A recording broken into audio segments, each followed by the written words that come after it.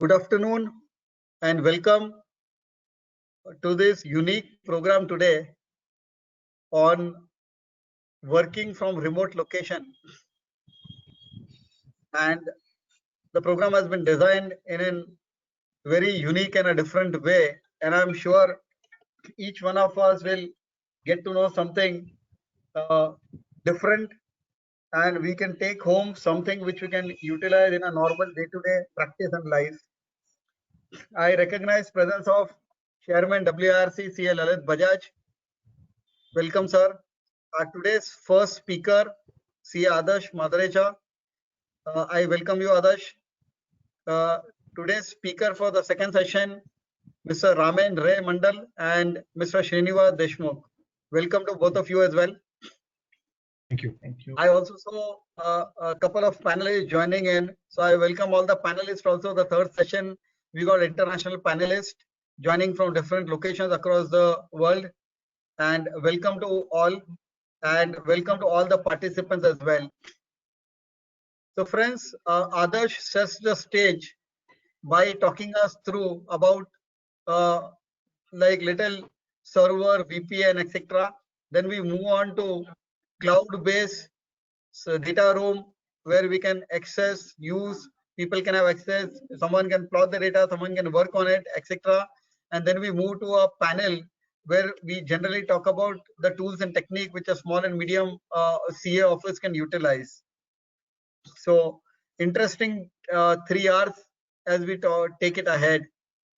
So without taking a lot of time, let me now welcome and request WRC chairman to give his views and thoughts. So Lalitji, over to you. Thank you, Murtuja bhai. CA Adarsh Madrecha, my dear friend, and who has also contributed in the publication, recent publication of WRC work from home. The other technical speakers on the board, Mr. Ramen Ray Mandal and Srinivas Deshmukh. Then Mitesh Katira ji, Gurumoorthi, Aubrey, Saverimuttu, Mini 10, seniors, friends, and colleagues. On behalf of WRC, I welcome all of you in this August gathering, a virtual CP meeting on work from home, which is very aptly and very well designed by our Secretary WRC, Murtuja Kachwala, who has a hands-on experience on the subject, and that is well shown in the way the program has been designed. Now coming to today's subject, I think so this is very apt because we all are somewhat trying to do our best as far as serving our clients is concerned. And I think so one of the most important and significant aspect as of now, which we all are facing and deciding on, is what all systems are to be used, what all softwares are to be used, and how we have to engage our team at office to give best of the best services to our clients. So I think so today's program will be one of the stepping stone in enriching all of you in providing best of the best services to your clients. Let me tell you one thing, that we at WRC are in the process of tying up with various software vendors which are largely relevant to all the chartered accountants, so that we could really get the benefit of a better pricing and a well authenticated product, wherein we can really ensure that the product meets several of the criteria which each one of us is really concerned when we use it at our individual offices. So we at WRC, and with the expertise of all our council members, will try to equip all of you with this resources in an effective way. One more thing which I would like to share with today's audience is, see, we have a help desk. With a novel idea, we have started with a live help desk, which will run on every Saturday 11 to 12 in the morning, 11 a.m. to 12 noon. And whoever is interested to participate or say to raise his issue or share his concern in the live help desk has to send a simple request mail to wirc@ici.in, and we will share the link latest by Friday evening. So do take benefit of the services of WIRC. Various other publications are available on the WIRC website. Do take benefit of all those in enriching your knowledge. One more thing which I wanted to share with you was we are engaging into industry specific interactions by inviting executives from various industries. Say for example, we have started with pharma industry, wherein we had around 20 executives from different companies representing pharma industry. We try to understand them what they are looking forward from institute. We try to understand what are the issues wherein we can really help them to represent to various bodies. We try to understand what are the areas wherein we need to come out with some clarification or guideline, or some research activity has to be taken. We have listed it out and we are trying to cater to it. We are planning industry specific events. Lot many agendas are taken care of by this activity. We are planning series of interaction meetings with various industries. I would like to request the today's audience who are working with any of the industry and who is really interested to add value and to raise his voice through institute forum. Please feel free and write to us at wirc@ici.in, so that as and when we are keeping the interaction meeting relevant to that industry, we can really invite you and ensure that you are part of the group, and we can provide best of the best services to our members in industry. So this was one of the initiative, and I look forward for lot many members to participate. We are forming groups with an idea of coming out with industry specific publications for professionals, wherein we have selected 5 industries: technology, healthcare, hospitality, agri-produce. Likewise, we have selected 5 industries. So anyone who wants to introduce, who wants to add value to this publication, please come ahead and let us know. We will be more than happy to put you and take you in the group. With this, I welcome you once again in this August gathering and look forward for more and more engaging event in future. Thank you. Thank you, Chairman, for updating all of us on the various initiatives at WIRC, and thank you for the helpline as well. It will help in resolving the members and students complaint in a much faster manner. So thanks a lot for everything and all the initiative. With that, I think let us move to the first session, and let me take the privilege of introducing Adarsh, who is the first speaker. CA Adarsh Madrecha currently leads supply chain transformation projects at EY. Before this, he used to lead SAP system audit at EY in Mumbai. His expertise includes system audit, Excel data analytics. He has recently started a startup which specializes in practice management for CAs. He has conducted more than 45 seminars till date on topics ranging from Excel, office management, system controls, cybersecurity, Power Query. He started taking seminars at a young age of 20. He is also a faculty for advanced ITT teaching, Excel and ERP. Adarsh loves to write and share his thoughts on his blog, adarsh.madrecha.com. He is a qualified chartered accountant as well as a CISA and DISA. His other certification in the field of IT includes mobile UI design from Google, Tally development language from Tally, Firebase, a NoSQL database from Google. Adarsh is active at professional forums like WIRC and Chamber of Tax Consultants. He is a member of IT committee at WIRC for the 4th term, completed 4 terms at CTC as part of the IT committee. Adarsh, welcome, and over to you. You can get started. Thanks for such a warm welcome. I'll just start sharing my screen.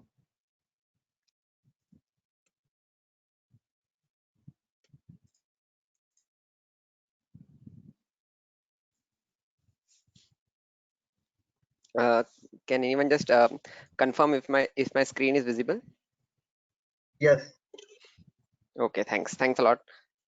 So I welcome everyone to this unique designed webinar.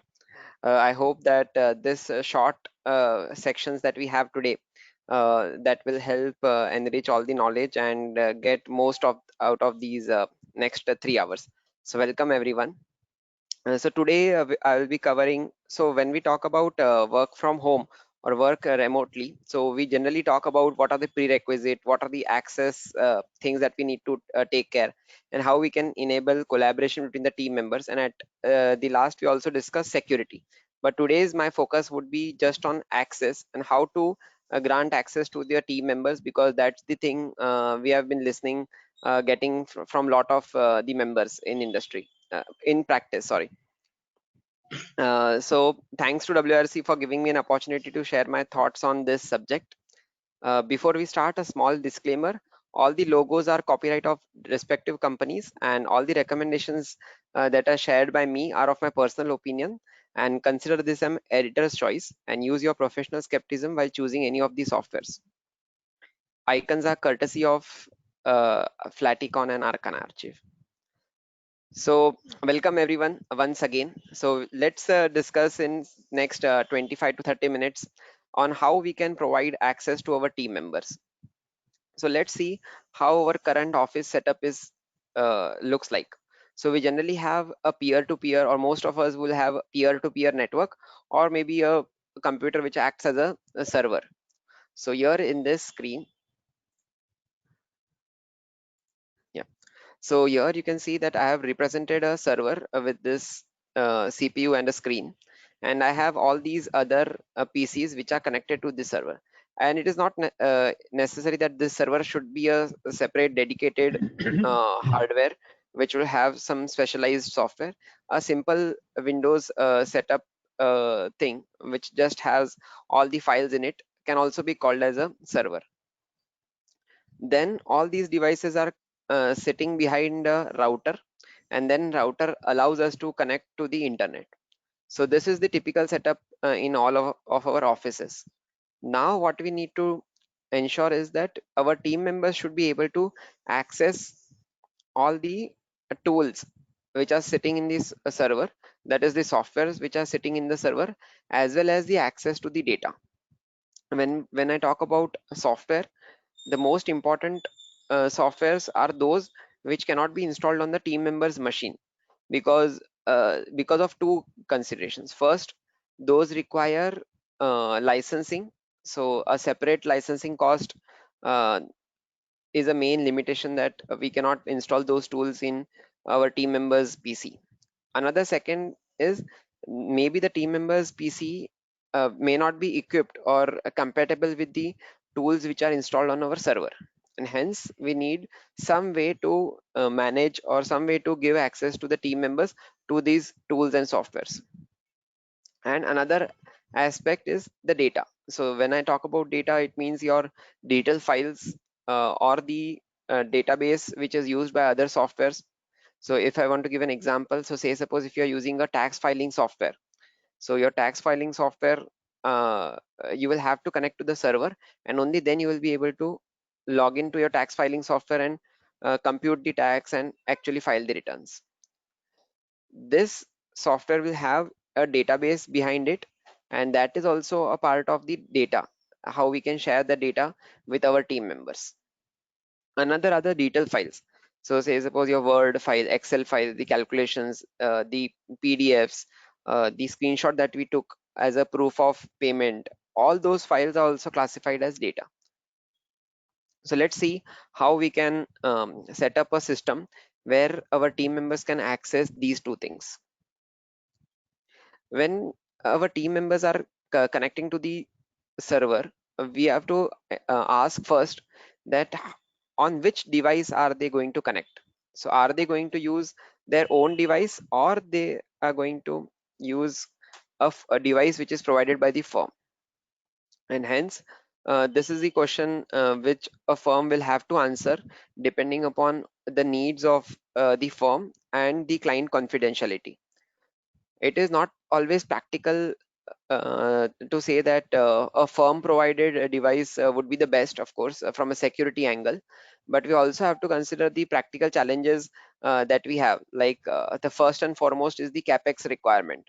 Here in that case, a middle ground can be obtained. Like I have known a few firms doing this, so where all the team members are provided with a monetary compensation, say 800 to 1000 rupees a month. In that case, the firm can say that that even though the device is owned by the team member, it is currently being used only for the firm's needs. And this is a good middle ground where the firm does not have to spend upfront on the capex, and firm can still exercise a to a certain degree exercise a good control over that device.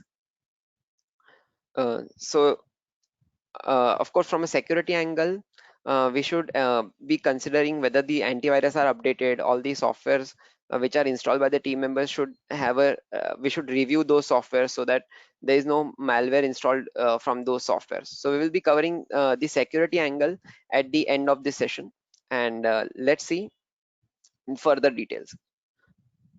So not all offices would require setting up a access to server scenario. So in a few offices, I have also seen that if they don't use any tax filing software, or their predominantly work revolves around, say, giving consulting relating to taxation, so then uh, access to server is not a critical thing. What they can do is directly use public collaboration storages like OneDrive, Google Drive, Dropbox, Box, and of course many others, and only share the data with all the team members. So this is the least complicated thing to do. But of course, in this option, we don't get to share the tools which are lying on the server. So here, if you ask me my personal opinion on which is the good public collaboration storage, so I would suggest OneDrive, because it comes bundled with Office 365. So you get a software as well as a cloud storage, and per user gets up to 1 terabyte of data. So from practical perspective, it is unlimited data for our day-to-day use. And just for 5400, I can install MS Office 365 on up to 30 devices. So that's a pretty good deal, I feel. But of course, there are some considerations we need to think about before choosing a public collaboration storage. So first is that all the files and folders needs to move to the cloud. So say suppose after 3 or 4 months, hopefully, we are back to our offices, and we want to start working from the office itself.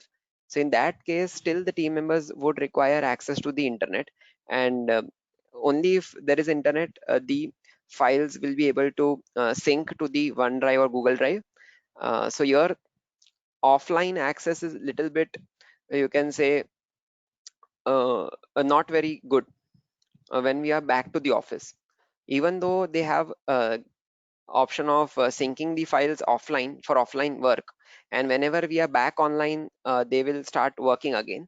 But still, when we are sitting in our office premises, we would still like to work as if there was no movement of our data. So we will come to another solution in just a second. Another good option to choose this collaboration storage is they have an automatic access management as well as version control system. So if I make a changes to a file today, and later on after 2 days, if I make another change, so OneDrive or Google Drive will automatically create versions of the same file, and I have to do nothing. So that's a very good benefit we get out of using a public collaboration storage. Another option, instead of choosing a OneDrive or Google Drive, is using self-hosted storage. So these are either free or open uh, license storage device, so storage softwares. So what they do is basically here they will get installed on your server devices, and then all the team members can access the files using these softwares. And the only issue with using this solution is that you have to keep your server on, of course, because here all the data is still stored on your server. So this could be another benefit of using self-hosted storage. So if there are currently these three leading self-hosted storage softwares, and if you ask my opinion, so I would go with OwnCloud. it has a very simple setup cost, or you can say setup instructions are very bare minimum. You have to just install a software, configure few things, and just done. And all three are free. OwnCloud is open source tool. So yeah, so the cost is zero, but of course you have to keep your server on. So let's see what are the few things that we have to keep in mind while choosing this self-hosted storage. So first and foremost, the benefit that you can see is that there is no need to move any files. If we were choosing OneDrive or Google Drive, then we had to move all our files to OneDrive or Google Drive. But if we just install this software, there is no need to move our files. So our files still remain at the place where they are currently placed. So say after 3 months, if you are back to the office, all that you need to do is just uninstall this software and everything will remain same. There will be no changes required. But if you have moved to OneDrive and if you no longer want to give access to the team members remotely, then you have to again move all your files from OneDrive back to your server and then unsubscribe from the OneDrive service. So these are the few things that you need to take into consideration. Here you can even, since it is hosted on your server, you can even control time access. So if you turn off your server, the team members does not have access to the files. And when you are working from your office premises, no internet is required, because you will be still be able to access all these files from your local network, because all the files are still on your PC itself or your server itself. So that was all if you want to just share the data. But if you want to share softwares as well, then we have to think about a system which will help us to access the server, and those access to the server would be little bit more complicated than just sharing the data.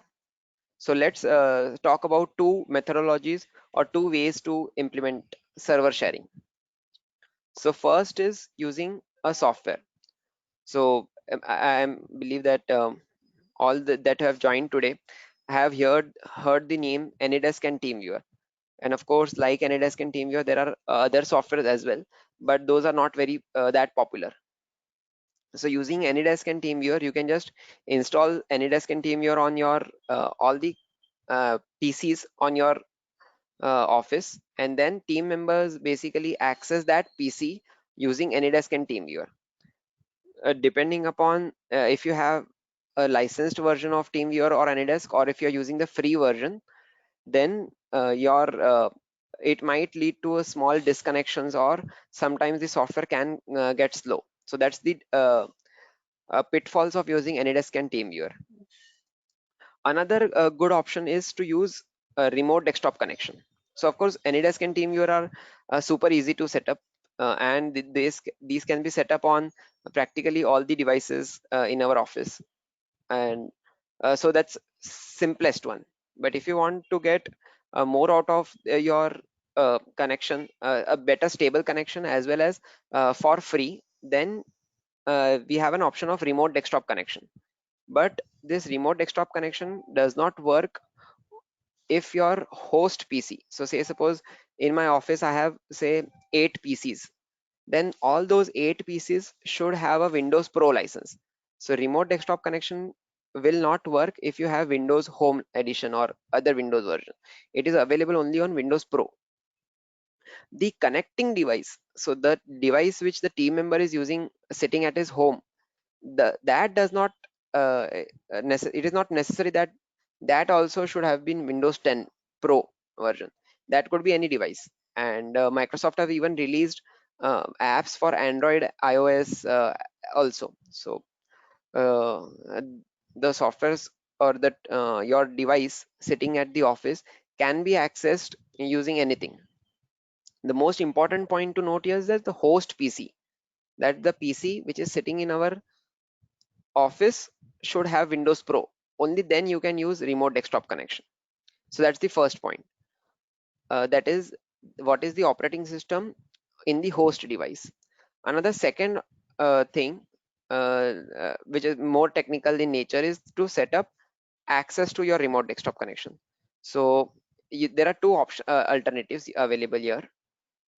First one is to simply open up the port in your router and allow remote desktop connections.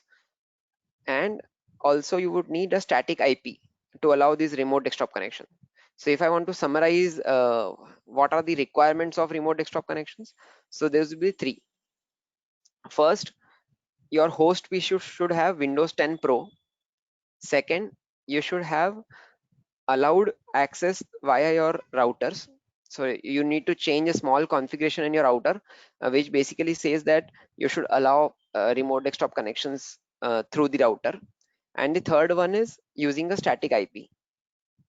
So if you have all these three, then you are getting a very good experience of you connecting to your local network or accessing the files and software in your office. It is free of charge because you have already purchased for Windows 10 Pro in your office, and it has a very good connection. So in my experience, I've seen that using AnyDesk or TeamViewer vis-a-vis remote desktop connection, the experience is far best in remote desktop connection, or it's popularly called as RDC. So this is the first option. So using the software and connecting to the server. Another option is to use the virtual private network.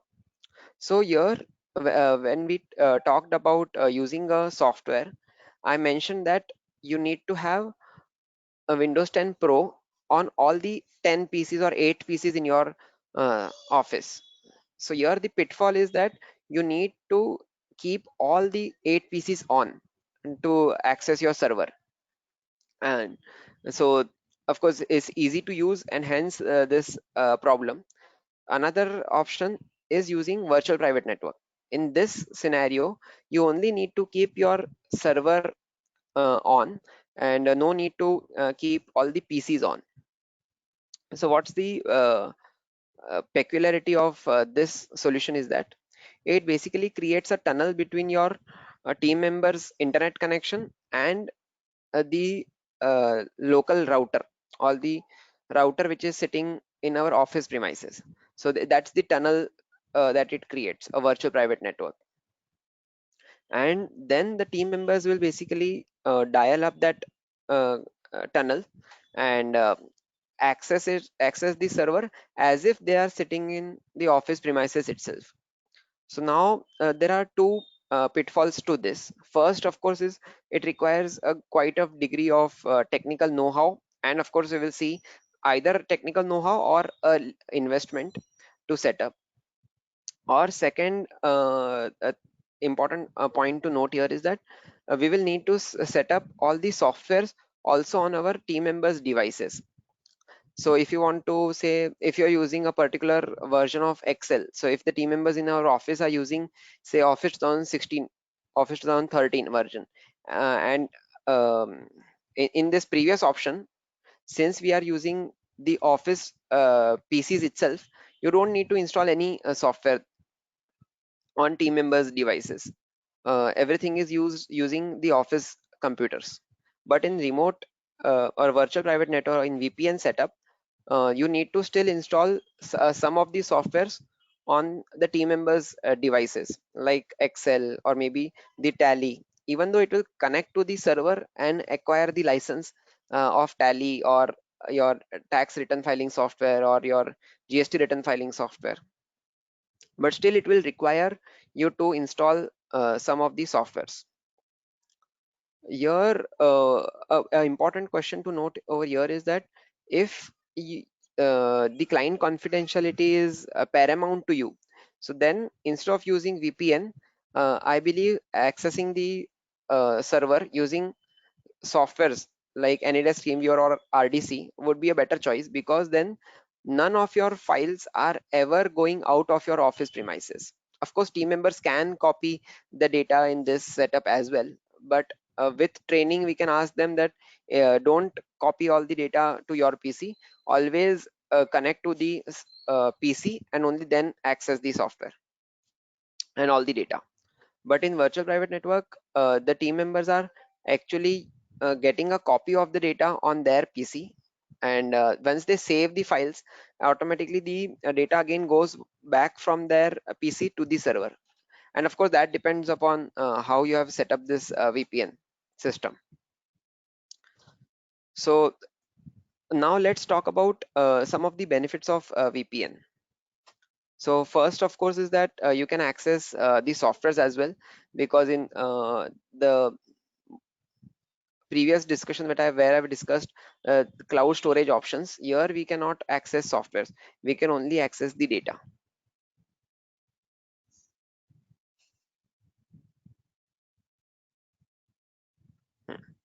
Now, when we are choosing a VPN solution, we have to do a little bit of balancing act on convenience, security, as well as cost.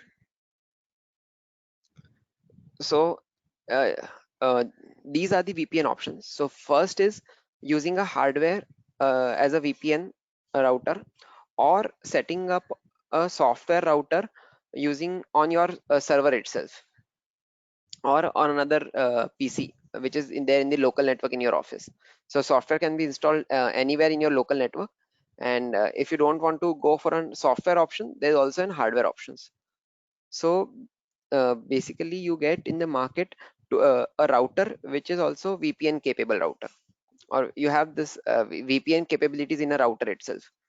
Uh, of course there are other devices which act just as a VPN router, not as a general router, but those are either costly or are not very popular in India. So in India, most probably you would go and purchase a normal router which has VPN capabilities. So let me share a screenshot of my dad's office router, so which has VPN capabilities. So this is the screenshot.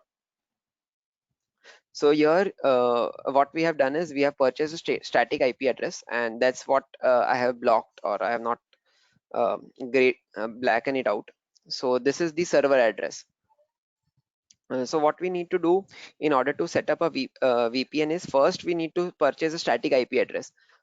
Then we need to go to the router and turn on the VPN functionality. Of course, if your router has VPN functionality, and then you will be creating some users. Here you can see some of the user, and I have kept my name visible, and then set up the password. That's all. Your latest version of Windows already have capabilities to connect to a VPN server, so you don't need to even install any softwares. But if you are using a Windows version which does not have a VPN software inbuilt into it, then there are many free tools available. So when if I want to summarize as to the cost required to set up a VPN, then first cost is the hardware cost, where you need to purchase the router which is VPN capable. So that's the capex which is required. And second is the static IP address. So you will typically ask your internet service provider to assign a static IP address, which is typically cost around 2000 to 3000 range. And of course, uh, based upon your location and the internet service provider, the cost varies a lot. But if you are getting a deal from a range of 2 to 3000, that's a good choice. That's a yearly cost. And these routers typically cost around so the cheapest VPN capable router I checked online on which was available in Amazon was around 17,000. And the model that you see over here, this Linksys router which has VPN capabilities, this I had purchased it for 24,000 something. So this is the typical cost range you can expect. So these are the two costs, that's all. And there is no additional cost for the software, because software either you can use Windows inbuilt VPN capabilities, or you can use Open VPN connection software, which is available for free. And there are of course other faulty client or something like that. So those are available for free. So the second option, if you don't want to choose a hardware option, is software based VPN, where you would install either of any solutions. So these are the popular ones, and of course there is one more popular. I will be covering that in a second. So WireGuard and OpenVPN. So WireGuard is relatively new in the market, relatively new. Of course, it has been around for quite some years, but OpenVPN is more popular and the older one. So you will find more tutorials on OpenVPN. And what my friends have experienced is WireGuard is more faster as compared to OpenVPN. So if you want to choose between OpenVPN and WireGuard, then I would choose WireGuard if you can get it to working. So in these two cases, what we still need is a static IP is still required, and we need to install these softwares on a system. So that system could be your server. Of course, the server needs to have a good processing power. And I suppose that since we are using or calling it as server, so server would have that capabilities, the processing power needed to encrypt and decrypt a large amount of data. So that's a VPN option. The most unique VPN software which I've seen and implemented is Soft Ether VPN, which is developed in Japan predominantly, which is unique because it does not require any static IP address. So Soft Ether service also runs a small uh, service for us where, because so I will not get into too much technicalities here. So this simply is the only software option which does not require any static IP address. So there are many technicalities to go into how all these three are quite different from each another. But from a simplistic angle, we have these three options. This is the most difficult to configure, but if you can get this soft ether configured, this is also fast, and it does not require any static IP. So now again coming back to cost which is required if you are using software based VPN. So all these three options does not require anything to pay. So these are all open source softwares. So the only thing that might be required is a static IP address, and of course if you cannot configure them yourself, then you would require an IT company or help from a IT engineer to set this up. So that's the only cost which is required. So that was all about setting up of a VPN. Now let's quickly touch upon the security angle to setting up everything. So the most important thing to know is that since our team members are working from home, they are more susceptible to social engineering. So that's why it is more important than ever to train our team members. So when I say training, it's very simple. We just connect with them on a monthly basis, update them about what softwares not to install, not to click on malicious links that they get on the emails. When in doubt, just ask other team members. So that's the simple basic trainings will ensure that they are not getting uh, be a victim of social engineering. Then of course you have some basic hygiene to maintain. Ensure that your Windows Defender antivirus or any other antivirus that you're using is up to date. If you ask my suggestion, the best antivirus from a performance and a decent security point of view, I would rate Windows Defender. It comes inbuilt with your Windows license, and we can trust Microsoft to help protect our PCs. And this is the more important than your antivirus, to ensure that your Windows update is installed, and you are ensuring that every month at least, if not week, you are coming to this Windows update page, and if there is a download and install now button, clicking on that button. Another important point is to ensure that your firewalls, your Windows inbuilt firewalls, are always turned on. So if you visit in your office setting, if you visit firewall and protection, firewall and network protection, then you should see that for every network, either public network, private network, or in some cases you might also see domain network, everywhere the firewall should be on. So if it is not on, even if you are using updated Windows, if you are still using a best antivirus software, still you are susceptible to attacks. So ensure that these three things are taken care of. Your antivirus is updated, Windows updated, and firewalls turned on. Thanks. That's all been my time. And if you have any questions, we will be answering them in the last part of the section. So now I will hand over back to the organizing and Murtuza ji, who can just take over from this for the next session. Thanks. Thanks, everyone.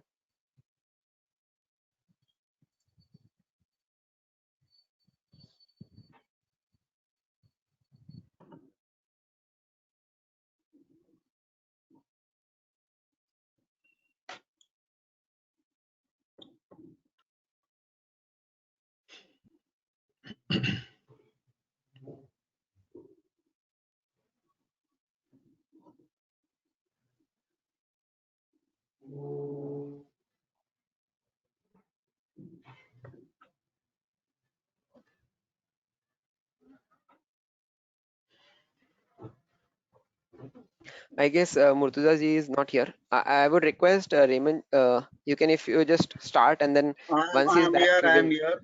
Okay, okay, sure, sure. Adarsh. Okay, sure. Yes, yes. Okay. So, thank you, Adarsh, for the excellent session. And I would request Manish Gadia ji, to also camera. Manish bhai, are you there?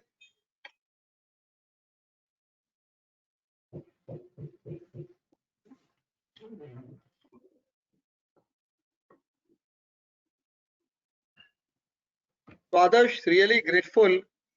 I think you could cover it quite well. We can't see your. Yes, okay, you are there. Yes. Manish bhai is also joining in. Manish bhai, welcome. Manish bhai, we can't hear you.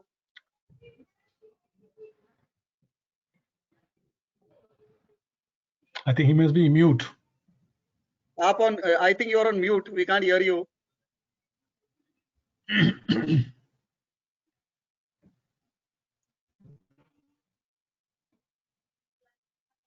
No. The network is also like we can't see you. Also, we can't hear you. Also.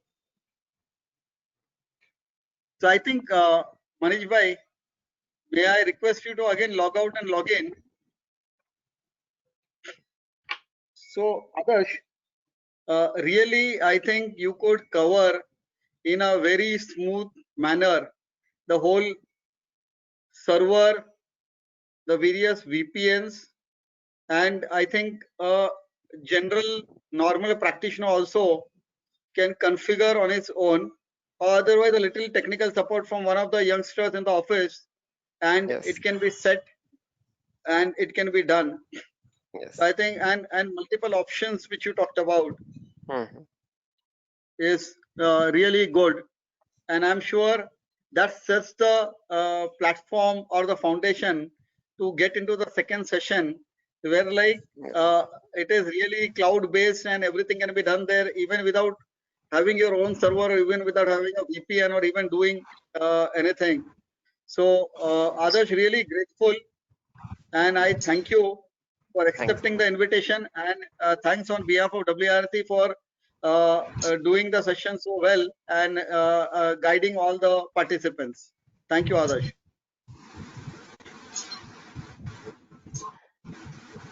Adarsh, can't hear you also.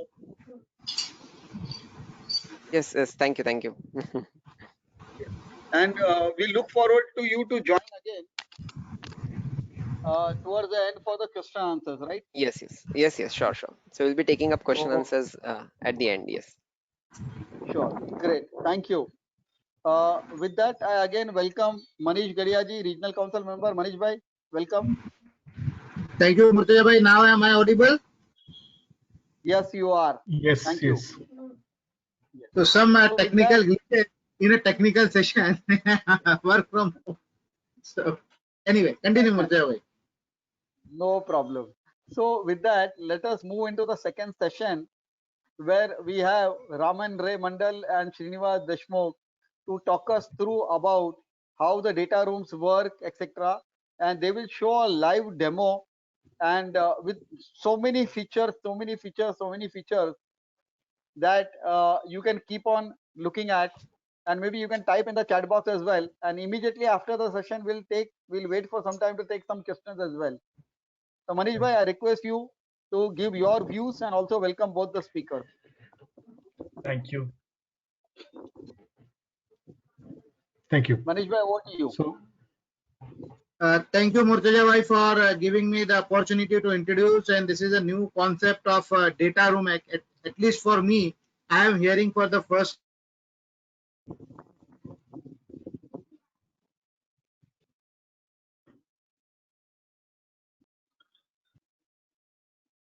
I think his connection is a little bad. Yes. Of marketing and have built deep insight in technology in South Asia, generating revenue, driving marketing strategy, product innovation, creating business opportunity, relationship management are his key strength. Before joining Cloud Avenue, he worked with Texas Pacific Group, Moody's Group, and BMC Group. Srinivas has completed his graduation in computer science from University of Pune and MBA from IMI, Belgium. Now moving to another speaker, Ramesh Ray Mandal. Ramesh Ray Mandal is an MBA from IIM Kolkata. Hello. Ramen Ray. Yeah. IIM Kolkata and alumni of IIT Madras in electrical and electronics engineering. So vast experience as far as technology education is concerned. Raman has more than 25 years of investment banking. He was head of merger and acquisition advisory practice of HDFC Bank Limited, advising large to mid market Indian as well as MNC clients for their M&A and fundraising transactions. Prior to that, Raman was executive director M&A in Kotak Mahindra Capital, and before that he was head of investment banking in ING West Bank. So he has a wide experience. So with these few words, I have welcome both the speakers, and we are eagerly waiting to hear the new concept, new things from both of you. Thank you. Over to you, Murtaza bhai. Thank you so much, Manish. Over to you, Raman. Raman and Srinivas, over to Thank you. Thank you. Thank you. I hope I am quite audible. We are audible now? Yeah, before you Yes. start, may I request to give me a presenter rights so that I can share my screen?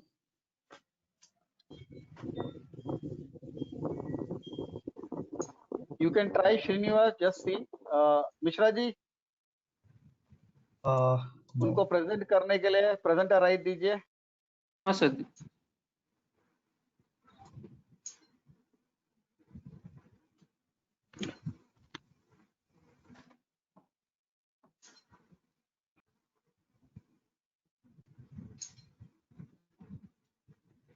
So show my screen today, sir. Yes, so I think my screen. Okay, perfect. Okay, so I'll start, Srinivas. Yeah, please start. Okay. Thank you, Murtaza, thank you, Lalit ji, and thank you, WIRC, for giving us this opportunity to talk about this new concept. It's not a new concept; it's quite an old concept, but for some of us, it could be a new concept. This is a very relevant topic for today's time. But before I get into the discussions, just 2 lines about what we are, Clouds Avenue. Clouds Avenue is a company which is, we have various innovative solutions around data solutions, including data analysis, data sharing, data storage, and things like this, where we have, partnerships with many large, renowned players, global players like SmartRoom. We have a tie-up with Cloudsera. We have tie-up with Red Hats, where we try to give data solutions, data-linked innovative solutions to the corporates. Now, today's discussions will focus only on the SmartRoom, which basically talks about data sharing platform, which is quite unique and one of the leading player in the global market. This COVID actually has has created is an environment which leapfrog a lot of this innovations, technical innovations, much faster than what people have thought about it. Today, there is no doubt in anybody's mind that hopefully when the next 2 to 3 months or 4 months time, when things will get stabilized, we will not go back to the pre-COVID era. There are fundamentally a lot of things will change. Things will change, like people, as large part of the working populations will be still working from remote locations, preferably their home or somewhere else. People would be requiring, organizations would need to require sharing their data, which so far they have been doing within their organizational perimeters, secure perimeters. Now they have to think about, and there's no choice. They have a compulsion to share this data to somebody which is sitting beyond that organizational perimeters. So which brings a lot of risk, a lot of concerns about security, safety of the data. And actually, the more and more we speak to our various CIOs, the single most first pain point they talk about is that the security of the data and how they do manage this. In fact, it is started impacting their day-to-day business, day-to-day life so much that really people are worried about it. Of course, there are many programs are coming, many solutions are coming, and some of them are actually taking care of, like VPN. My previous speakers talked about VPN, which all aims at trying to resolve these issues somewhere or other. So today we'll talk about a solution, which is a data sharing solution, which actually takes care of three aspects, and that is the most important three aspects of anybody's in any CIO's mind. Is the first of all is the data security. Second thing is that they are really concerned about the control of that information, and that's extremely important. It is, today there are multiple programs, multiple applications available where you can share data securely, no problem. But having control on the data, that is extremely important. And when you consider something which is important for you, confidential for you, sensitive, you like to have a control on the data. You just don't want to give it away. And third concept is that having an audit trail of all the data that you are sharing with the outsiders. It could be your employees, it could be your service provider, it could be your auditors, it could be any other ecosystem members who is using this data. So you like to have a security, you like to have a control on the data, and you like to have an audit trail. All three are only possible in a technology like this data sharing, virtual data sharing platforms.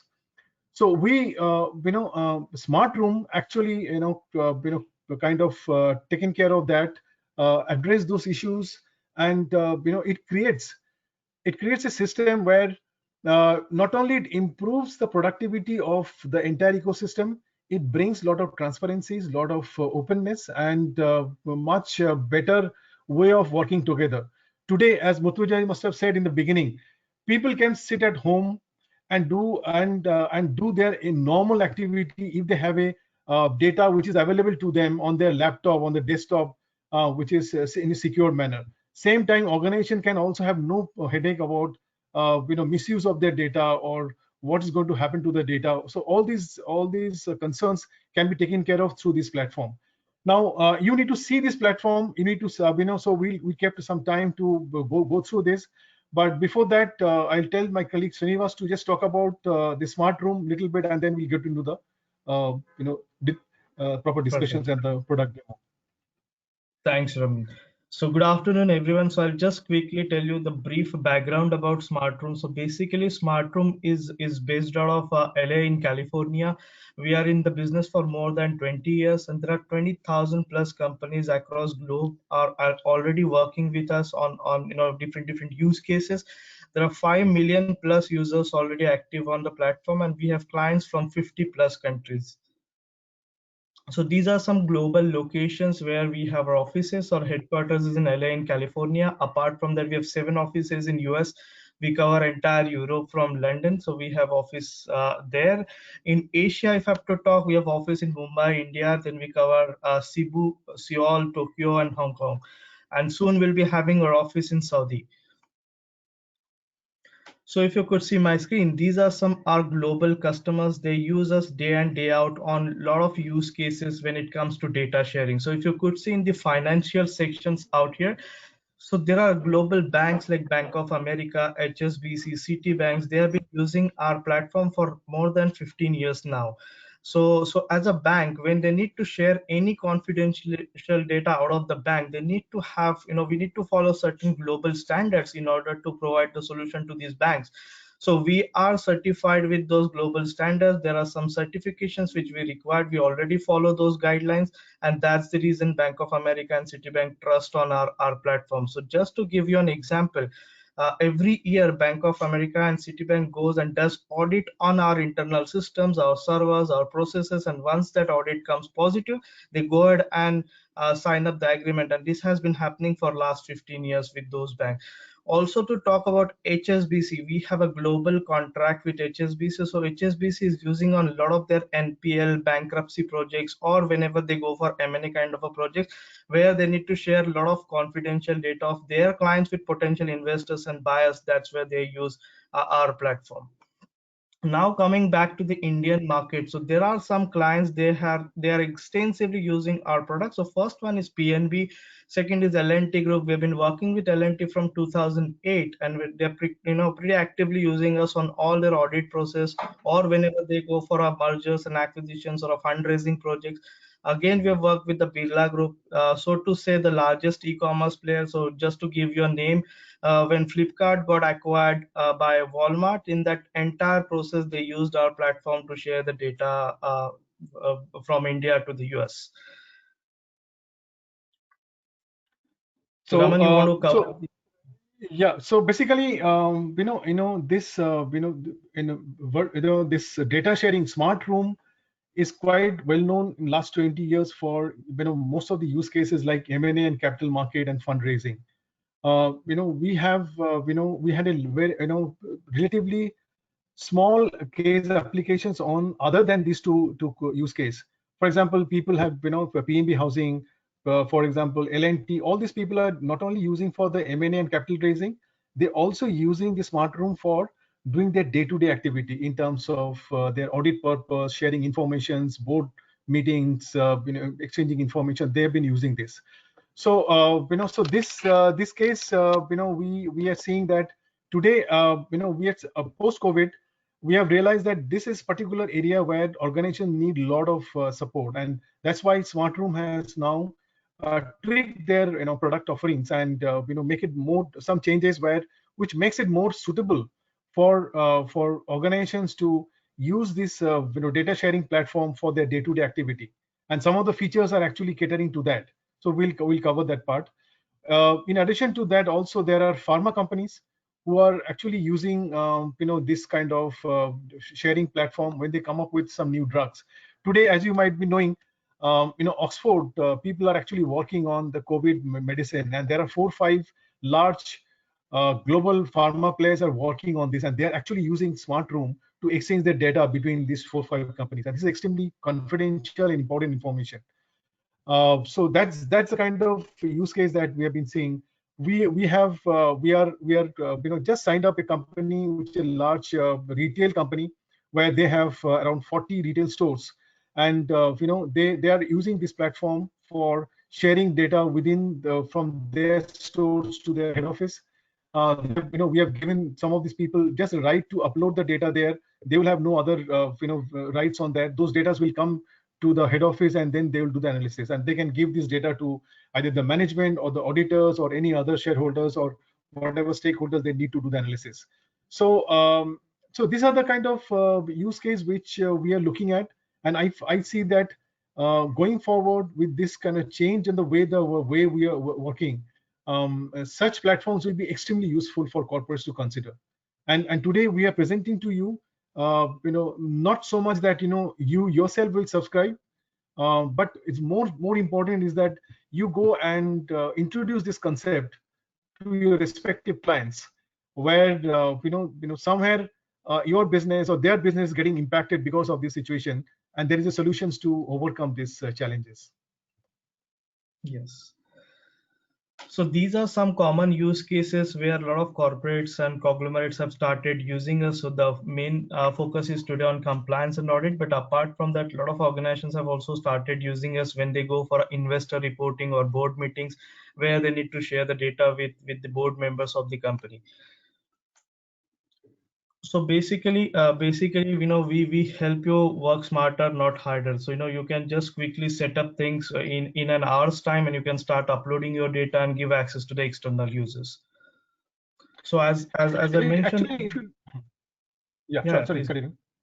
Oh, please go ahead. No, it's actually, if you see the, this is something, it is not, these numbers are actually globally, we have done a survey and we have come up with this kind of thing, that people have this kind of, benefits by using a platform like this, in terms of, productivity, in terms of saving the cost, in terms of efficiencies, and not to talk about the transparency that, the data sharing that can bring. Yes. So as we initially discussed, we provide like highest level of security, and we follow the standards, global standards when it comes to data sharing, and that's the reason we call it's a bank grade security.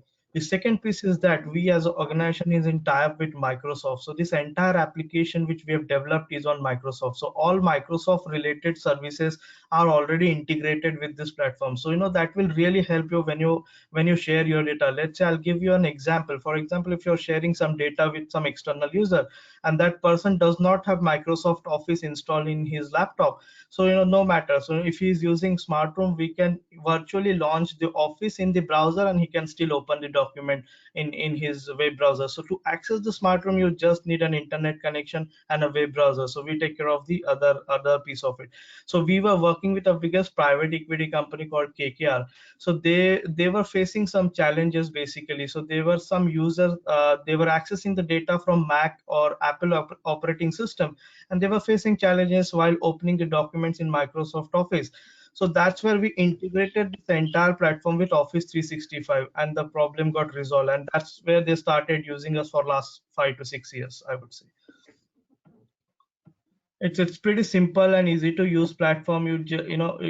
Any person can use it. Once we train him, it will like hardly take like 10 to 15 minutes to understand the application, and you just need an internet connection, and it exactly looks like your Microsoft Explorer when you open the platform. So when it comes to audit, you can securely share the content internally and externally, and after sharing the data, you can have a complete control on the data. So complete control as in what? So let's say there are some document which you are sharing with me, and I'm going to download those documents on my local computer. But let's say tomorrow you feel I should not have access to those documents. The moment you revoke my access from the platform, even if those documents are downloaded on my system, I'll not be able to open the document. So we call it self-detonation. So that's the level of security and the application we have been developed in-house. And just to give you one more example, to make sure our security and governance are in place, we have five ethical hackers on board. So their job is to try and continually hack our own system, while on the other side the development team puts on patches from the backend, so that they make sure those people will not get success on hacking the system. And this has been happening for last 8 years, and we've been following this practice globally in our development set. Also, once you share the data with any external users, you can track each and every single click on the document. You can in fact figure out how much time they are spending on each of those documents. That's the level of security which we make sure we have in the platform. Also, this platform is based on the API based integration. So let's say if you're using any third-party application, for example, you're using a digital signature from DocuSign, which can be easily integrated with the platform, and you can sign the document well within the platform. You don't have to download the document and sign the document and rescan it. You can do it well within the platform. Also, as some of you are using Tally or any other accounting system, if they have a cloud version, we can easily integrate those softwares with our platform, so that you can pull the data or users from the Tally or any accounting software onto the platform. And there are some tools which are very easy to use when it comes to a collaboration, and these tools are very important because that covers your compliance risk. So compliance, as in, let's say you are doing audit for a specific company, and the audit would go for three months or 4 months max. Once your audit is over, we capture each and every report in a history and trail. That report can be sent to you after your audit is over, or let's say for some reason any legal dispute or litigation may come up in the process. That time you can always publish that report in the court of laws, and that is accepted globally. Also, there You are can some actually eliminate.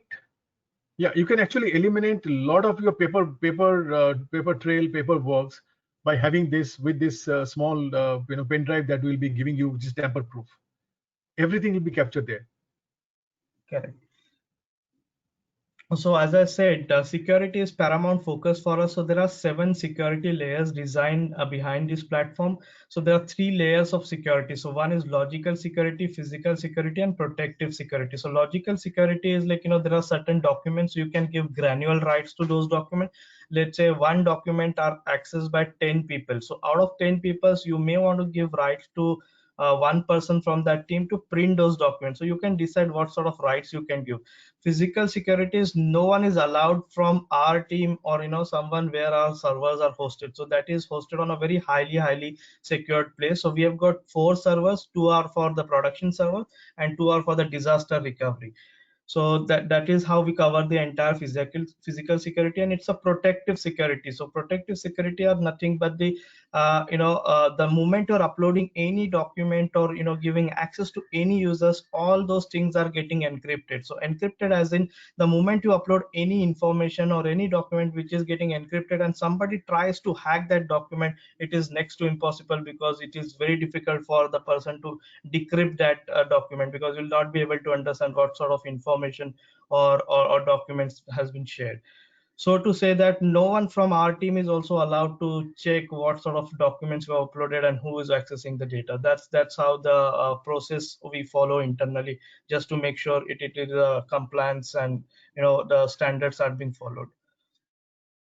And once we sign up the agreement with any of our clients, so we provide 2 dedicated project managers from our side, so they can take care of all the operational aspect of your project. They can help you right from uploading your data, adding users, giving permissions, so they can take care of everything. And they are there to help you 24/7 round the clock. So they will make sure you take care of your project work and we take care of the operational part of it. So just to give you some more insights on that, so let's say if you are facing some challenges while accessing the data, and if you reach out to our support team, we make sure someone from our team will reach out to you in next 5 minutes. That's the turnaround time we maintain globally. And in terms of technical capabilities, today, last month we had it, as a data room been serviced by one of the big 4 guys, where they one of the offices, they had a problem with the white labeling that particular website. We within 3 days we have completely changed the technology so that even if they had a problem, they can come back with the options which they can actually bypass that particular restrictions. Yes. So we are very agile and consultative in approach. Let's say if you have any specific requirement, we're happy to customize the product with your specific requirement. And we have been doing this for a lot of our clients. Just to give you an example, IBM is such a big technology company. IBM is using us extensively for last 10 years when it comes to data sharing. So we have customized the entire piece and the software for IBM with their process and their requirements. So I'll quickly start the demo and I'll show you how the platform looks like, so that you'll have a fair idea how and exactly we can help you in conducting your audits virtually. So as I said, you just need an internet connection and a web browser to access the data room. So basically you can in fact access your documents even from your phone. We have a dedicated application designed for iPhones and Androids. So to access the data room, you go to this URL called secure.smartroom.com and you land on the page. So once we sign up the agreement with any of our client, we customize the entire look and feel of the this page with their brand color and logo, so it looks like it's their own data room rather than our own software. So I'm going to use my dummy credentials.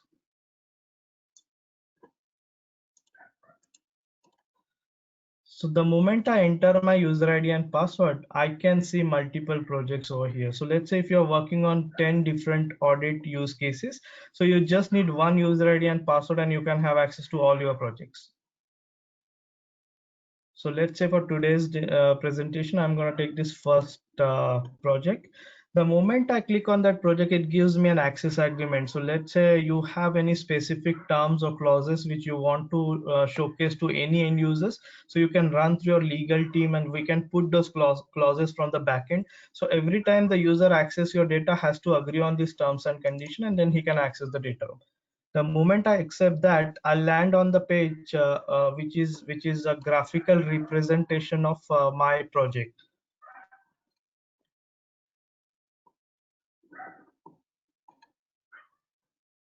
So this will give me a graphical representation what is happening in the project, who is more active on the project, how frequently users are logging on the project, how much time they are spending on each of these documents. So all these things are getting captured, and I can see this on this graphical representation. I can always export this report in an Excel format to do further analysis, and that will understand the behavior of user, how effectively they are spending their time when you run any process or any audit project on this platform. And the good thing is that, so to say, this is designed on the big data technology, so this is all happening real time. So if you could see this is the tab which says most recent logins, and there it says Srinivas logged in a few seconds ago. So you can in fact see who has logged into your project right now. So you can in fact check if they have any questions, and what sort of information they are looking at this moment. Also, from your team or from your client's team, someone is uploading data and you're on leave. Once you're back and you want to see which are the documents uploaded in your absence, so you can quickly go here, select the date range and just say apply, and you can see the documents uploaded in your absence. It's so simple. And on the left hand side, there are some administrative tools. So first one is content. That's where you'll be having all your folders, subfolders, and documents. So which exactly looks like your Windows Explorer.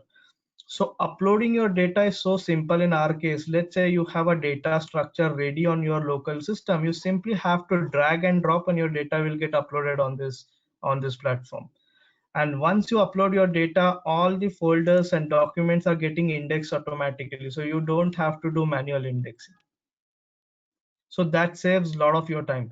Again, there are some artificial intelligence technologies also integrated in the platform. So let's say you are doing audit for oil and gas company, and you have a very specific sort of a data structure in your mind, but your client has just uploaded the data as it is, which is in a very unstructured format. So what you can do, you can just go here. There is an option called document distribution. So just collate your structure in an Excel format and just upload that Excel over here. So the platform will automatically redistribute the document in the respective folder, and your unstructured data will become structured automatically, and it saves a lot of your time. And if you could see my screen, it's exactly works like a your own computer system. I can minimize the window and I can maximize it any point in time. Data upload is so simple in this platform. I just take an example of a very complex IBC case that we are doing. It's called DHFL. They have uploaded 300 GB data, and 90,000 people are watching this. I mean, kind of using this, exchanging data, they're exchanging notices very smoothly, no problem. And the entire data upload took few hours, and that is possible because it is all you can push it all unstructured data into the data room and automatically get structured. And more than that, there is another option we have where if the client, suppose they don't want to come there, they can just email. We will generate an email for every project.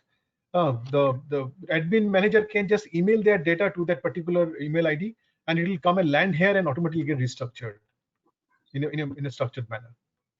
Correct. So basically that email will automatically create the folder in the platform, and whatever attachments the email will have will be automatically get uploaded into that respective folder.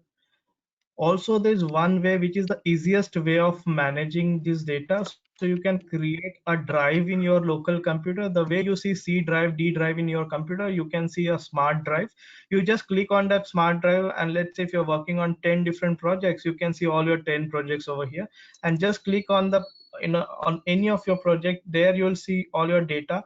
So good thing is that this is all on cloud, so it will not take even single MB of your computer space. So even if you're I'll tell you an example of DHFL again.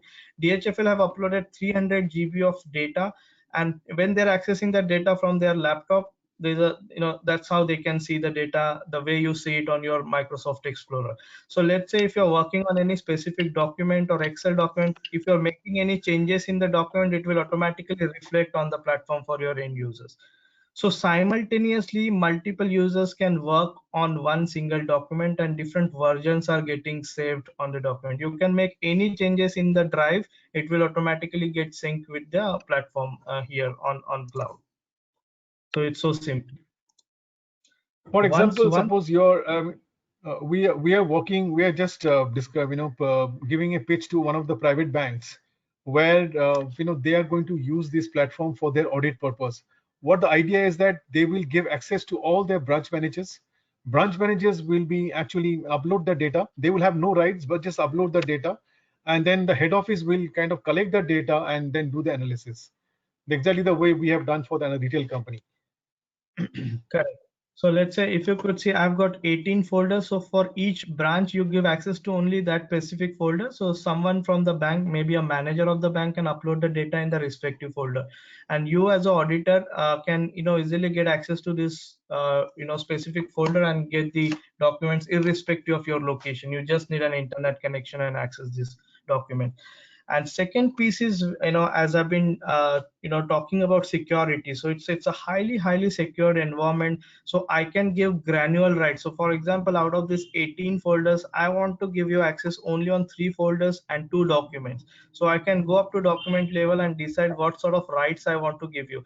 Let's say on this particular finance folder, I want to give you only view rights. I don't want you to copy or save or do anything with that content. I can restrict you and give you only viewing rights. The moment you open any document from this folder, you cannot even take the print screen of that document. This is how we secure the document. Also, whenever you open any document, it will have a watermark on the document. So watermark will capture the name of the person who is opening the document.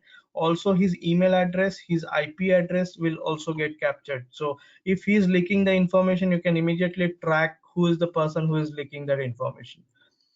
So to show that there are some informations or some tools which are designed in the platform which automates a lot of your things. So for example, once you upload your data and you want to notify to the end users saying that documents have been uploaded for them to review, so you don't have to send them an email notification or something of that sorts. You just create an alert. Let's say you're uploading your data today, but you want to send this alerts to go out maybe a day after tomorrow. So you just go here and select the time and date. So exactly on that day and time, the platform will automatically send the notification to all the users stating that document have been uploaded for them to review. So they can just quickly click on the link, land on the page and try and access the documents. So this has been automated completely. Again, let's say you have uploaded thousands of documents on the platform, but there are some folders and documents where you need to refer again and again. So you don't have to search for those document or folders every time when you log on to the platform. So there's an option called put a star mark. So let's say this is the HR folder and I'm putting a star here. The moment I put a star, and if I go to my dashboard and I see that folder will come in my favorite tab, so I can quickly open the document and folder which I want to refer every time. So this is the my folder over here. Again, let's say from your team, 5-6 members are working on the audit process, and they want to put some sort of a review status every day on each of the document. So let's say this is my document and I want to put a review status. So there's a tab called review status. I go here and I say I'm done with the review. I say done, but I need clarification. I say I need clarification, and I just set the review status. The moment I set this review status, the administrator will get an email on his email saying that somebody would need the clarification on specific document, and he can go and check what sort of clarification a person would need. So this is very important from the compliance standpoint. We can capture all the collaboration and communication what is happening in your complete process, and that complete report is getting captured in an Excel format. You can download it and have it on your local system. So tomorrow anybody should come and say, you have not answered our question or you have not given clarification, you can always publish and propose the history of your communication with that person.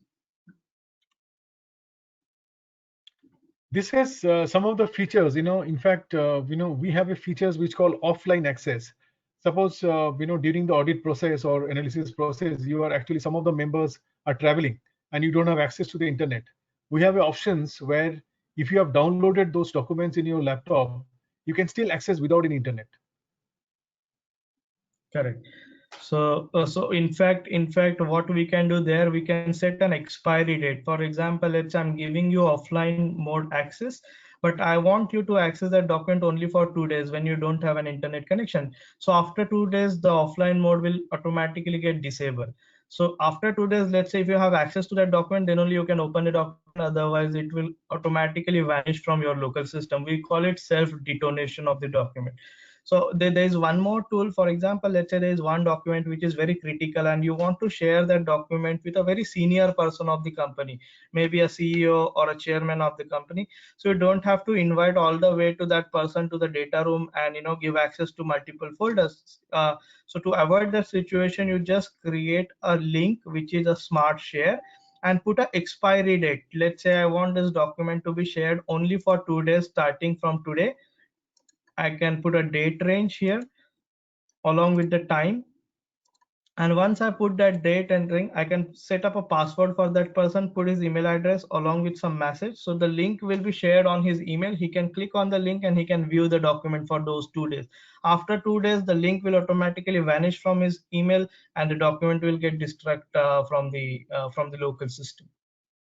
So that is the level of control we have when you share any data, and that's what we call it. It's not only data sharing software, but to keep control on your information.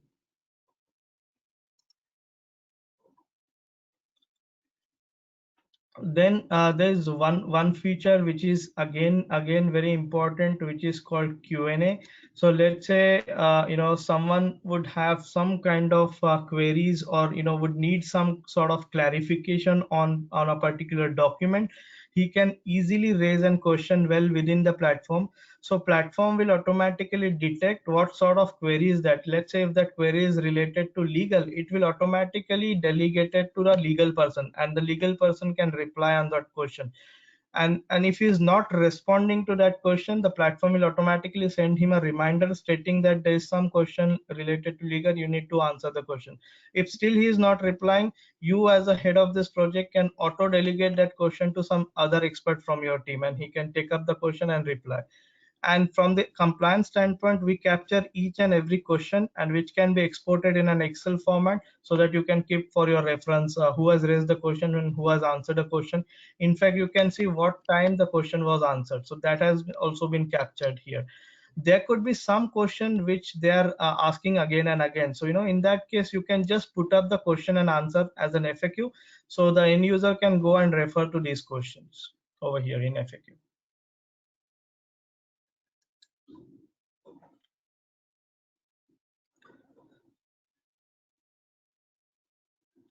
Also to share some other features. Let's say there are 18 folders. Out of 18 folders, I want to give access to only 4 folders, and there are 5 stakeholders working on the audit process, and I'm giving them access on, let's say, 2 folders or 3 folders.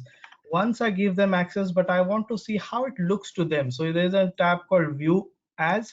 So I can just go here and select the profile. So for example, I want to see how it looks to company A. The moment I select company A, it will show me how it looks to company A.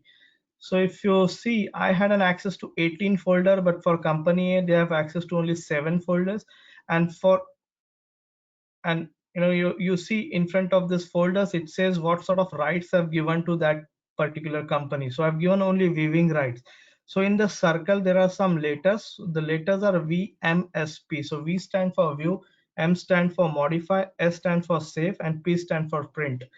So I've given them only viewing rights, so they cannot copy, save, or do anything with the information shared with them. Also, this numbering is getting changed for them automatically, so they will not understand if there are some documents are hidden for them. So you can easily make out what sort of folder or document they're referring to if you are in a discussion with them, and you can see how it looks to them basically.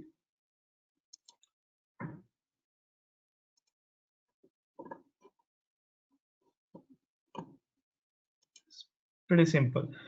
Now there is one tab which says reports. So there are a lot of reports available in the platform. So you want to see the document activity report, or you want to track, let's say from your team somebody deletes some document, but you want to track who has deleted the document. So you can always go and generate this report in the platform.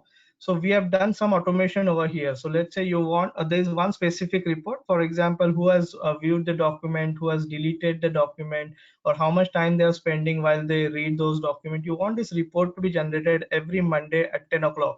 So you go here and just schedule the report. There's a tab called report scheduling. Just schedule that report, let's say daily, and you put a time, what time this report to come in your email, let's say 3 o'clock. And also select the recipients from your team. So let's say I'm selecting some recipients over here. So all these people will get an email notification along with the report every day at 3 o'clock. So you don't have to manually generate this report every time. So we have automated that entire process. So this kind of customization is possible when it comes to customization, or if you have any specific requirement.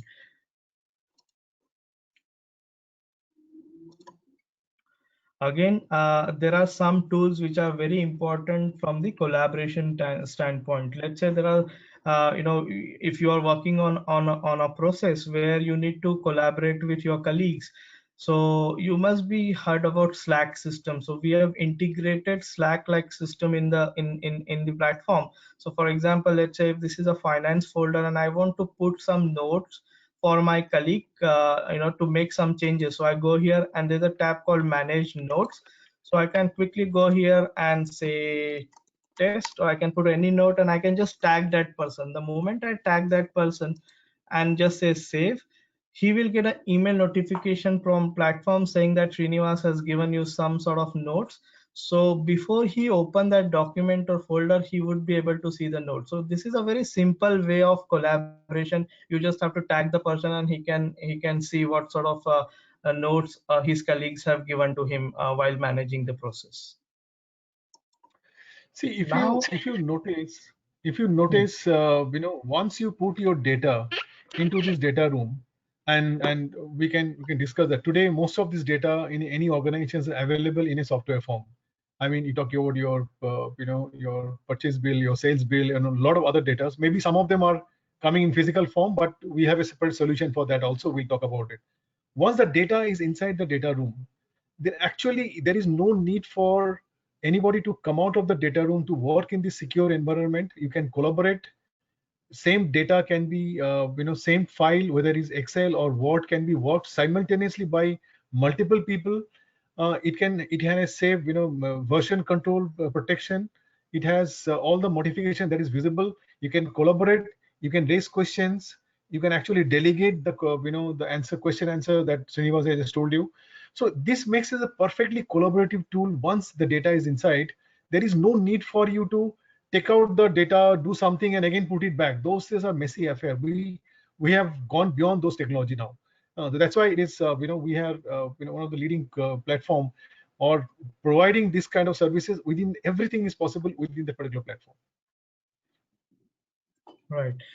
So like there are multiple use cases. It is, I can give you an example. There is a big FMCG company. It's a global FMCG company.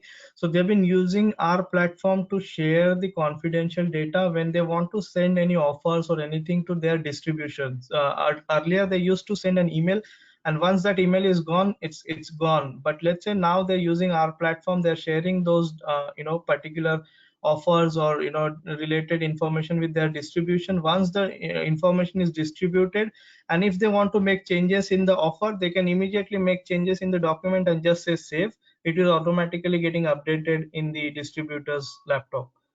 So that is how they are keeping complete control, and the information is completely secured for their side. Again there are many features. If I can explain you, there is one feature which is again very unique to us. Let's say there is one document which you are scanning and uploading onto the data room. It's a normal scan document, but there is some content which is very critical, and you want to search some words within that document. So what we do, we run a batch process from the backend.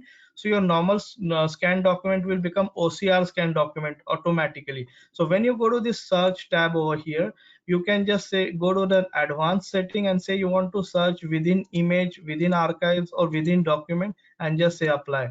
The moment you put any search here, let's say finance, and I search for that keyword, it will automatically throw me the result if finance is there in any of the content of the document which has been uploaded onto the platform. So these are some tools which help you run your process smoothly and have a complete control not only on data but the complete process systematically you can have.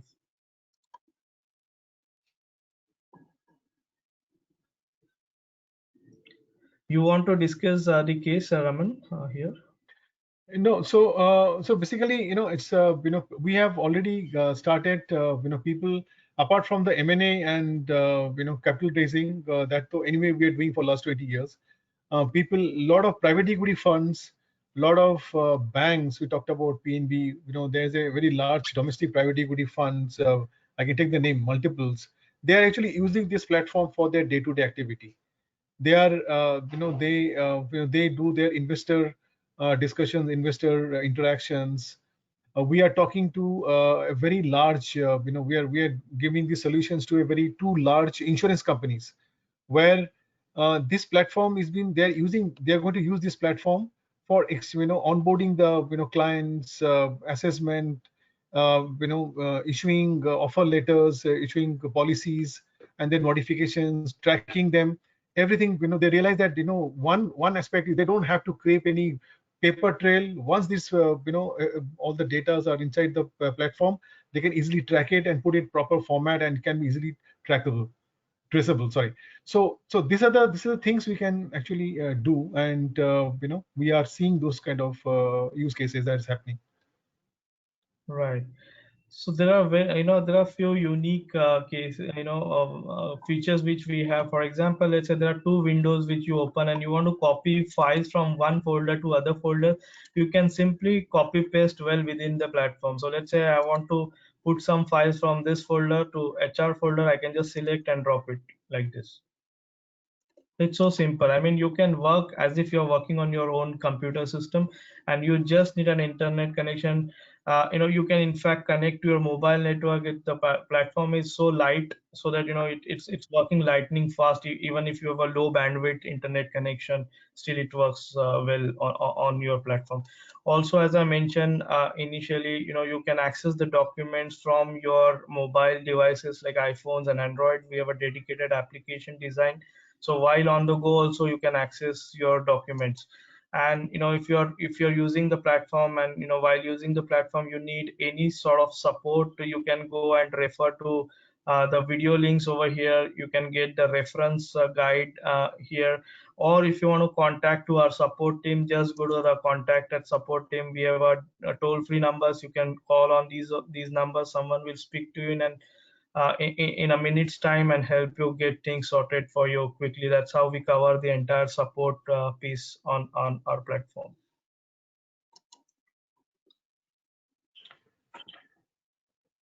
So this is broadly what is there. I mean, as Mr. Mustafa said, there are many more features. I know it's not possible to cover all of them, and it's not really required.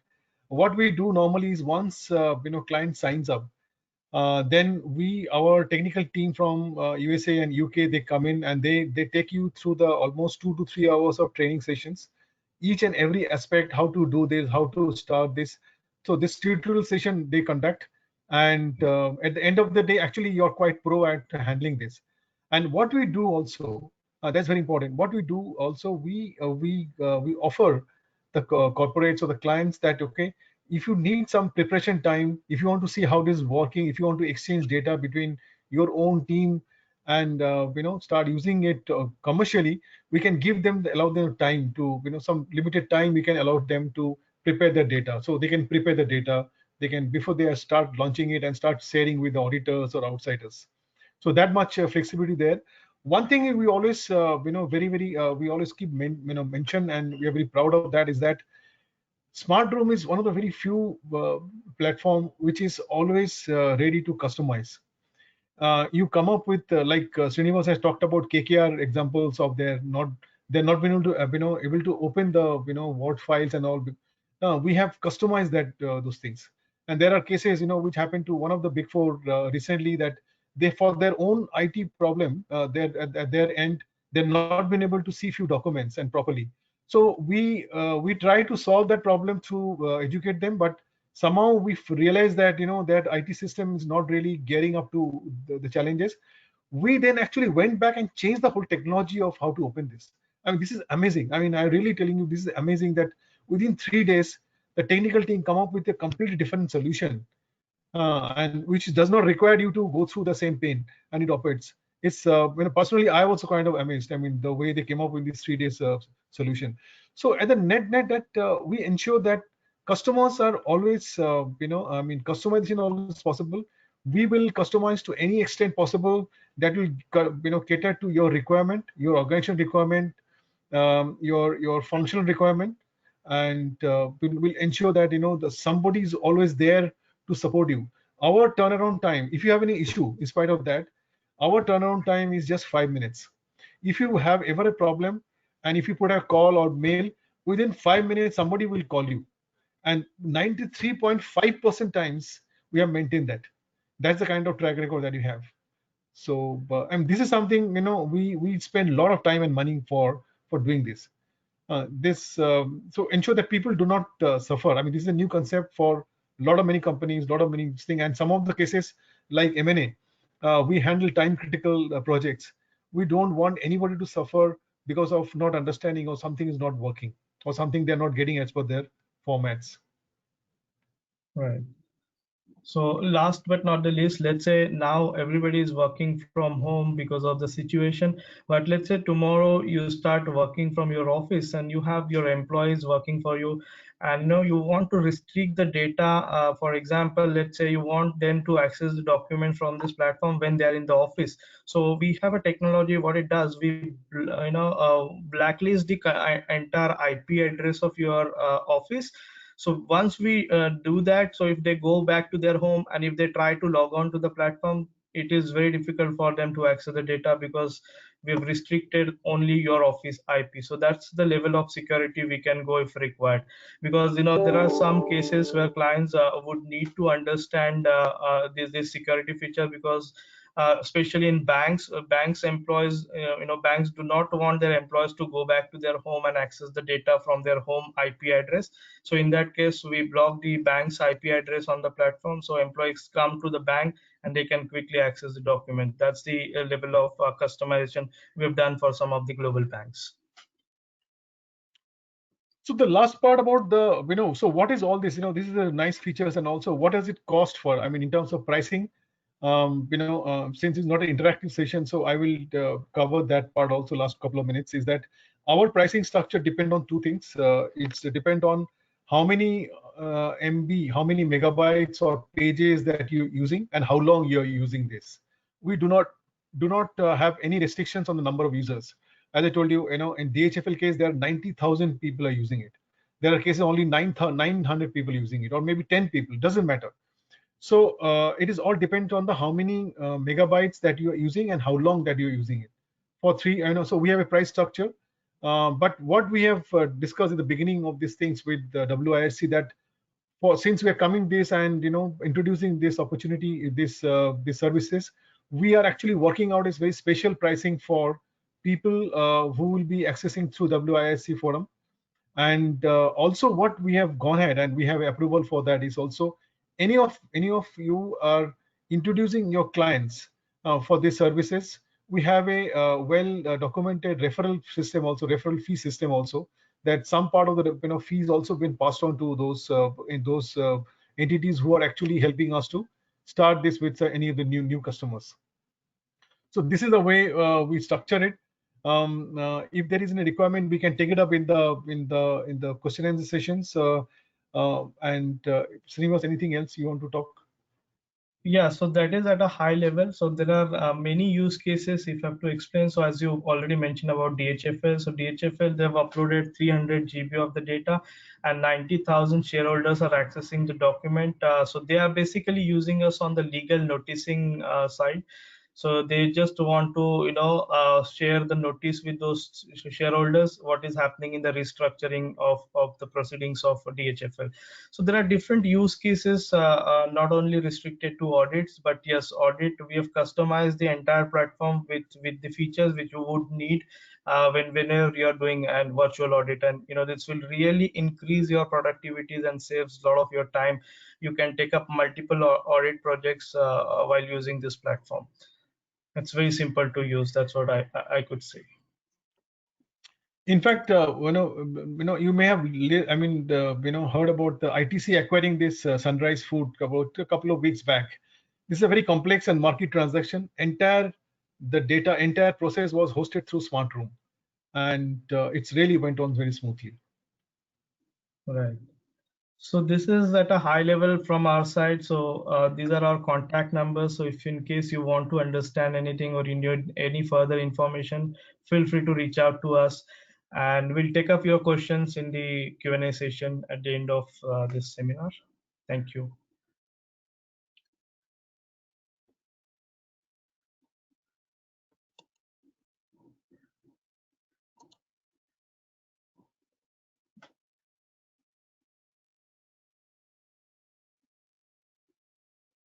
Yes, up to you, Mr. Murtaza or Ashish.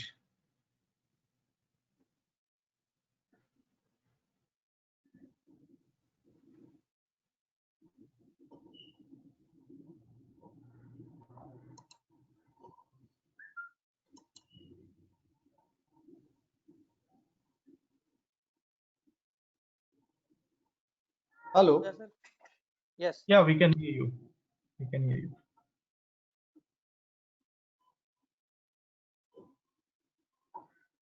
Just 1 minute. I got some challenge with my this thing. All of a sudden, I don't know. I can't see this thing. No, we can hear you now. We can hear you now. We can Yes. hear you now. Yes, yes. So thank you, Raman, and thank you, Srinivas, for a very good update on the whole solution which is available and the features and what does it provide. So extremely grateful. Do we have Ashish with us? Ashish Bakliwal? Yes, yes, sir. Ashish. Yes, you can hear me. I request my yes, I can hear you, Ashish. Yes. I request my colleague coordinator Ashish to please carry out a formal vote of thanks for the second session for Raman and Srinivas. Ashish, over to you. Yeah, thank you. It's a great opportunity for all the participants to attend this kind of seminars. There are people who getting benefit out of it during this challenging time when we are working from home. These kind of solutions are very much required at all level of society. Now most corporates, big corporates are using this kind of technologies regularly, but mid corporate sections and small corporates are and small CA offices are not using this kind of technologies for their operation and working. So I think this is a good opportunity to learn and understand about your kind of product. I know this is a very great product, and definitely I look forward to you to get this implemented in our office as well. This is very useful and at few of our clients. When I was listening to you, I was thinking at that time that it's a very good product. We should also use this for sharing data, and it's very secured. So we have various banks or clients. They also want their data security is a very their core. So it's a good opportunity for all of us. I get to know this product. Thank you very much. And from on behalf of all the participants who are attending this seminar, I, from bottom of my heart, I heartily thank you. Thank you very much, Murtaza sir. And now to upload to you, sir. Thank you. Thank you so much. Pleasure. Raman, Srinivas, there's a good news also for you. I was speaking to one of my large corporate client, and so like they have decided to give away 50% of the workspace and 50% of the team will work from home. And while I was just telling the features on the basis of our discussion, and they were really interested. So maybe we'll again connect and I'll get you connected with them. So for Sure, large really companies, welcome. I'm sure this is a good one. And also, as the for others also, for small firms also, we can utilize and then ensure that like some of our large clients buy it and give us access so that we can do the work sitting offsite. And even like as a firm, we can buy and we can give the folders for each of our clients so that they can put the data and we can audit from remote places. Right. So Absolutely, absolutely. guys, thank you very much. Thanks Thank you to so both much. of you once again, Raman and Thank you. Srinivas. Thank you. Thank you. Thank Thank you, sir. May Thank I you. now request we move on to the third panel discussion, and I'd request all the panel moderator as well as all the panelists to switch on their camera, and so that we can get moving and get to the third panel. Sure. Raman and Srinivas, you can switch off your camera so that they can come in. Yeah. Thank you.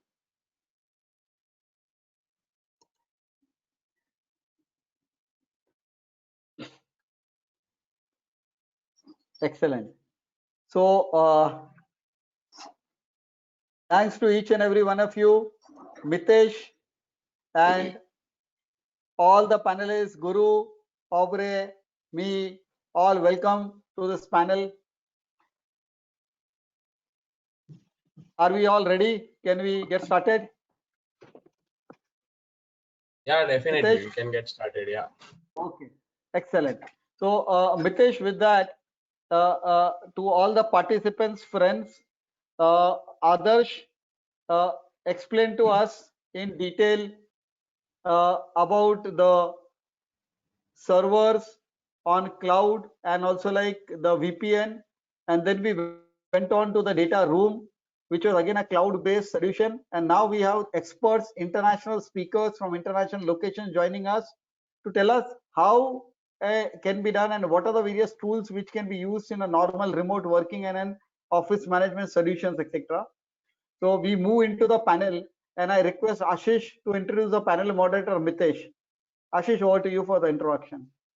Thank you, sir, for providing me this opportunity to introduce the great speaker, great our fellow member, CM Mitesh Kataria. Is Kataria or Katria? What's call you, sir? Katira. Katira, okay.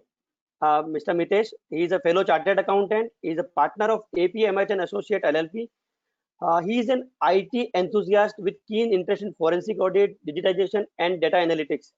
He has been part of IT committee of WRC and also other professional bodies like CTC and GSTPM. Mitesh is passionate for IT adoption by the CA fraternity and has been talking conductive workshop and writing articles on various facts like hardware, software requirement, social media, and data analytics. Mitesh recently completed a co-authoring publication about the work from home with the Chamber of Tax Consultants. Personally, Mitesh homeschools his kids for more than 5 years. Mitesh and his family speaks and promotes Sanskrit and do natural farming. With this brief introduction, I'll warm welcome with him round out of applause from all the members.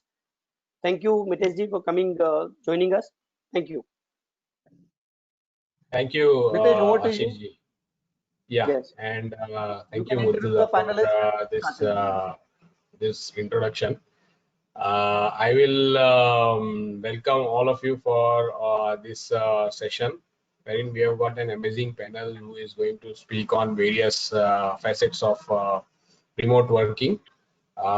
We have been talking to each other for a while now, almost 2 weeks, on various remote platforms, and exchanging notes on these aspects. We have got here 3 of them. Mr. Gurumoorthi is there from Botswana in South Africa. Mr. Guru is a CA, CS as well as ICWA and the partner at RSM Botswana, and he's been into the tax and the audit practice as well as the accounts outsourcing practice for quite a long while, and he's been a veteran member of the chapter there in Botswana and has been the president of the chapter a long while back. So he's a very senior, panelist today with us. Welcome, Mr. Murthy. We have got Aubrey Saverimuttu from as one of the panelists. I will introduce Mr. Muthu also. Welcome, Mr. Muthu. He's also the fellow member of the Institute of Chartered Accountants of Sri Lanka and partner of TAD Saverimuttu and Company, established long back in 1976 by his father. And he's also part of the Rotary Club of Colombo, as is on his social side. So, Mr. Aubrey, welcome you to the WIRC of ICAI as a panelist. And we have got my friend Maini Ten from Indonesia.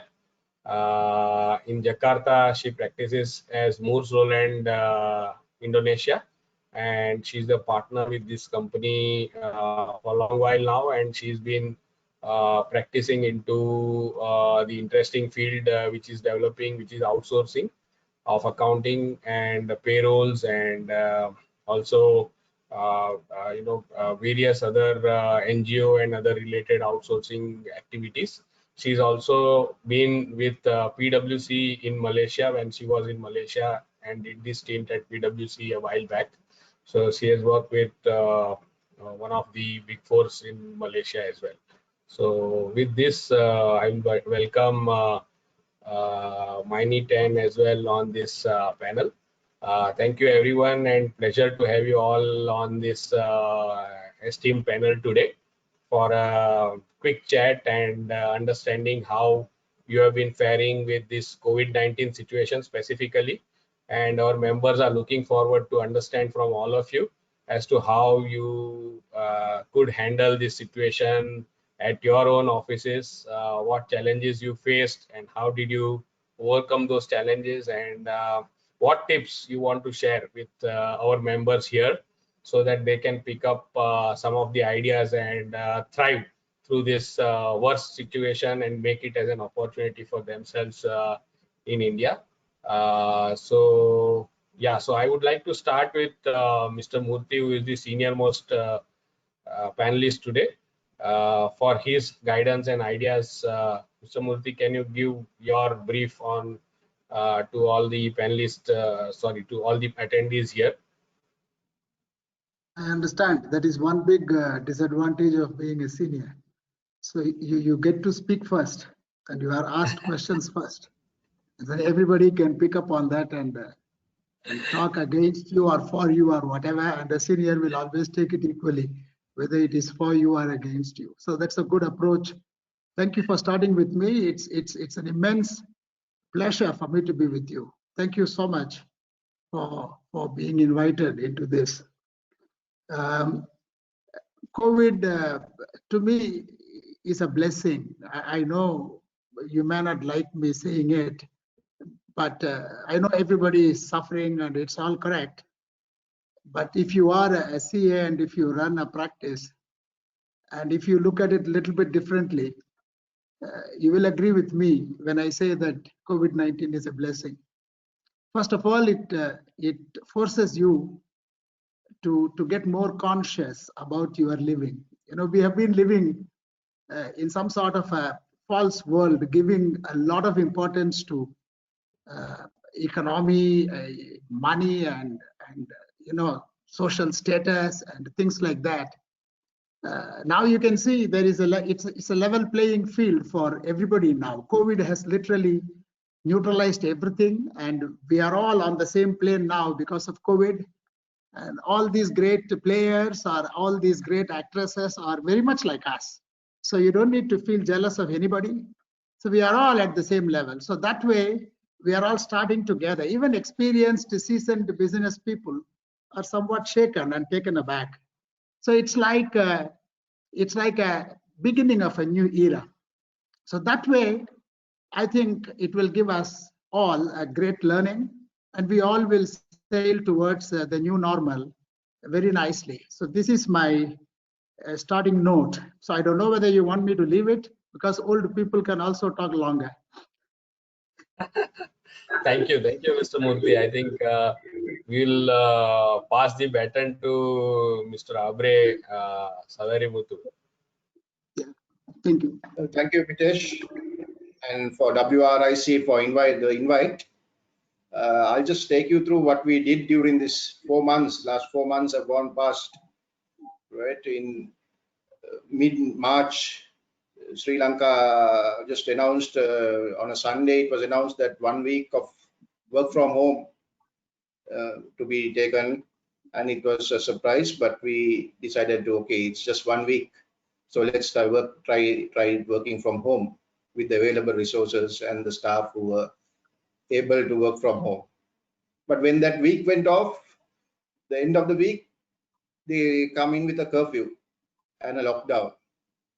So which makes us all panic, and we don't have any resources, or the way of working from home was not in an effective way.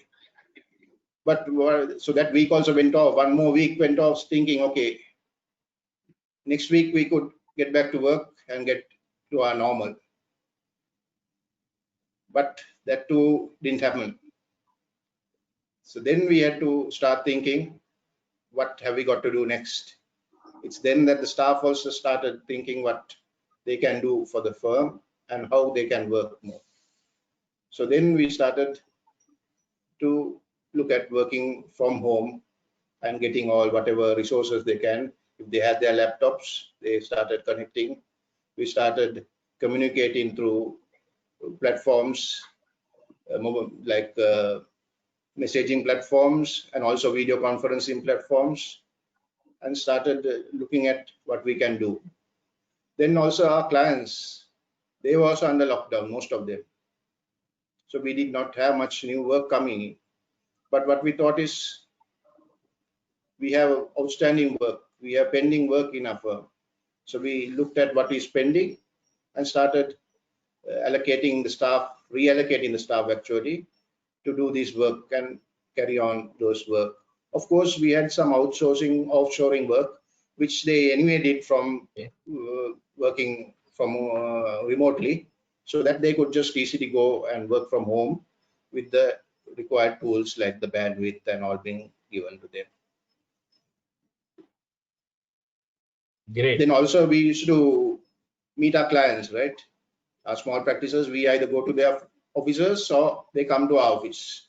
So suddenly all that stopped, and we had to then start communicating with them. Some, okay, we started with video conferencing, but some of them cannot do that also. So we had to start talking to them over the phone or messaging them, sending emails. And so we also had to be more of a trusted advisor role to the clients, because they also were in difficulties. So we started communicating more with them, giving them whatever the government directions on concessions, on tax concessions, on changes in taxes where the delayed payments could be made. So we keep informing them and got in touch with the clients. Right? We also, there were working capital loans which were offered by the banks, and we started assisting the clients in getting those and even in preparing their cash flows if they wanted to do so. Also, as Mr. Murthy said, the silver lining is that in this situation has pulled us into the tech space quite sharply, which we were not very enthusiastic to do earlier and did not have the time to look at it. So we have been looking at going paperless to a great extent during this period. We also used our time to evaluate better softwares than that what we were using, and look at more efficient software related to our industry and work. And we have been able to select new practice management softwares and implement it, and look at software and apps to upskill our employees in using them in a more productive way, and also training and upskilling our employees during this period. We also again still use video conferencing instead of travel to meet to speak to our clients. So we are becoming more efficient. Also, we have Yeah, is my time up? Continue.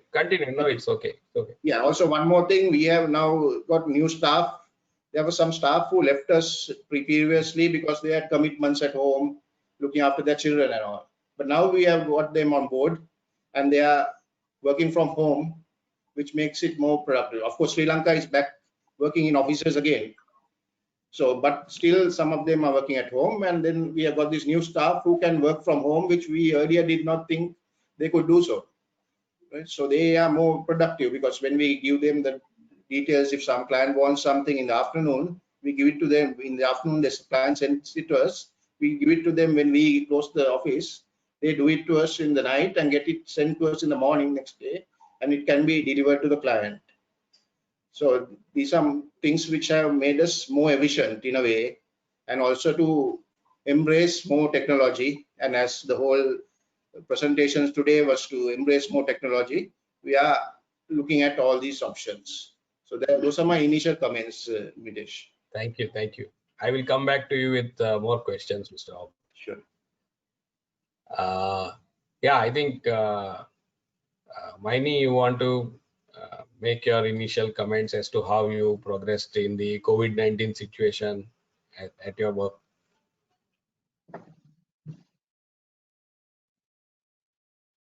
We are not able to hear you. No, I think you have kept yourself on mute.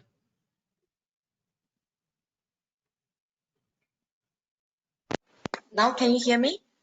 Yes. Okay. Continue, please. So firstly, I'd like to thank Mitesh for inviting me to be part of the panelists, and also nice knowing the other panelists, Guru and Muthu.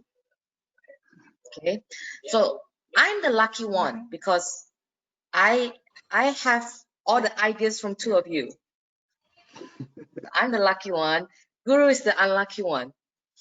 But anyway, just to start the conversation. So I think no one is actually prepared to face this COVID issue. I don't think anyone is prepared. Any company in this world is prepared for it because it came so sudden, and I think nobody expect the magnitude of it to be so huge, right? So in Indonesia, it started in end of March when everything became very chaotic, and the government suddenly issued that all companies have to go on full work from home. You see, we as accountants or as consultants, as tax practitioners, we are not used working from home. We are very used to coming to the office to meet the clients. So this is something very new for us. So we had to adjust many things to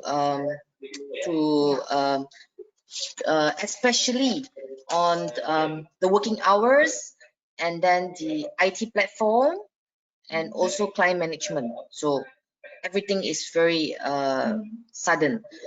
And then now Indonesia now is on we call it the transitional movement control.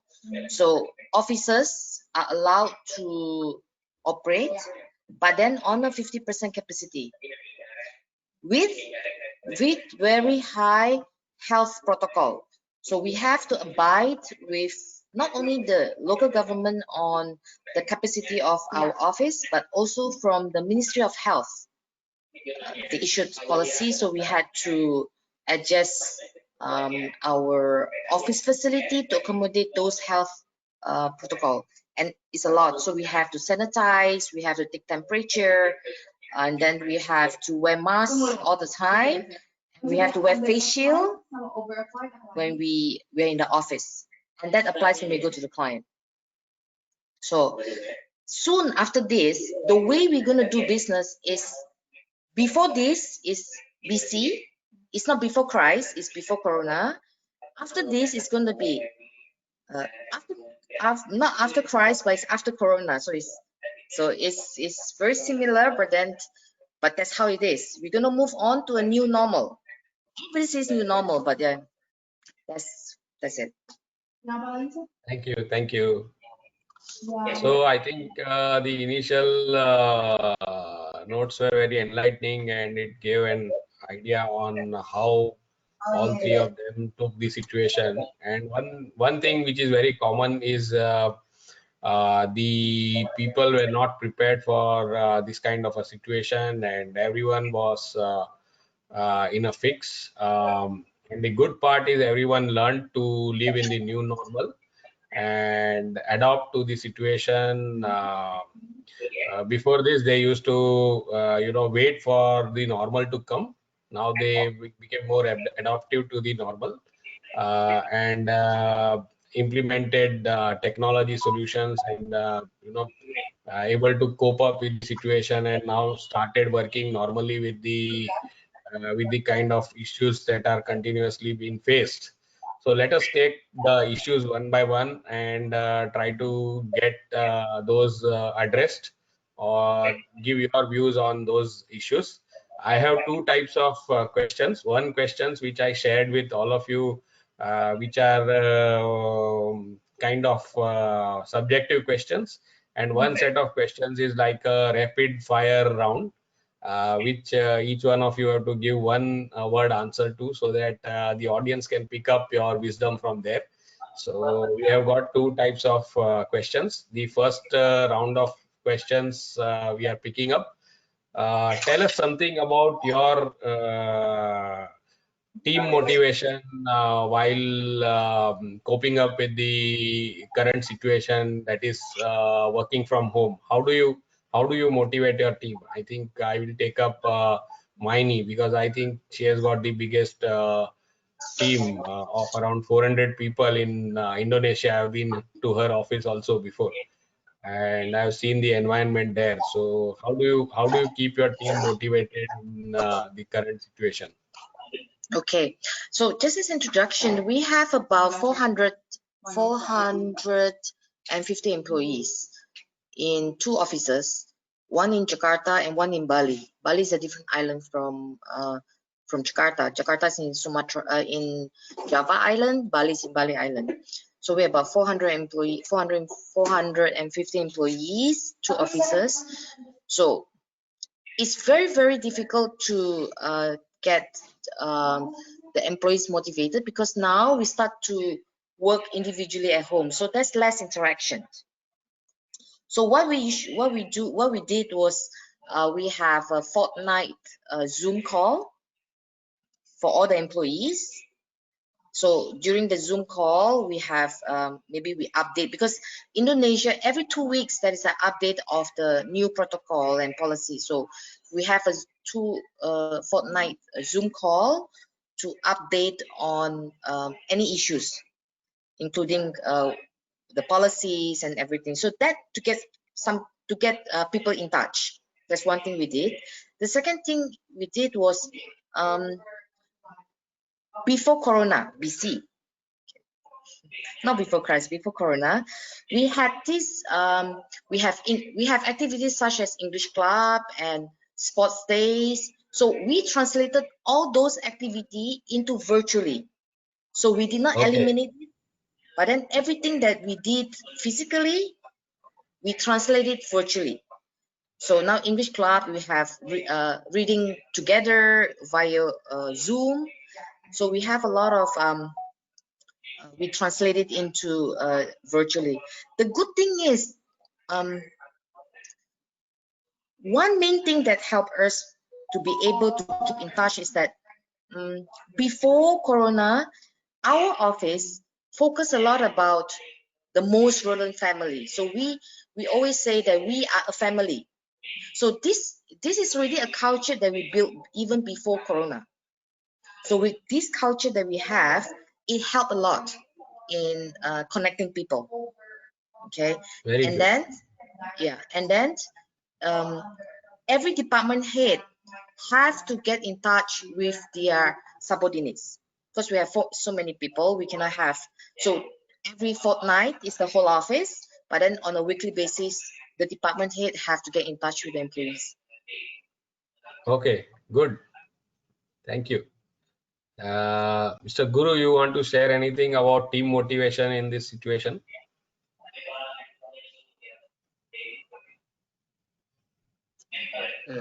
Can you hear me now? Yes, yes. I will agree with Maini on one thing. We are also a family, very much like Indonesia. RSM Botswana is a family of 60 cute people. And not only them, their mothers and their fathers and their brothers. So what we did, it's not about people forgetting the office. They get messed up. Their routine is affected. And their relatives are not with them. They are alone. So they have lots of worries.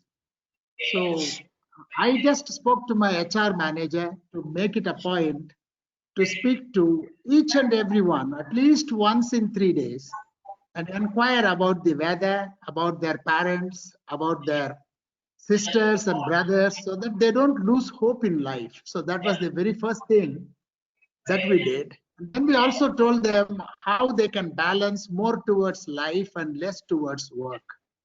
So we were trying to sort of become their life coaches, rather than employers. So HR did that job very, very well. They did a fantastic job.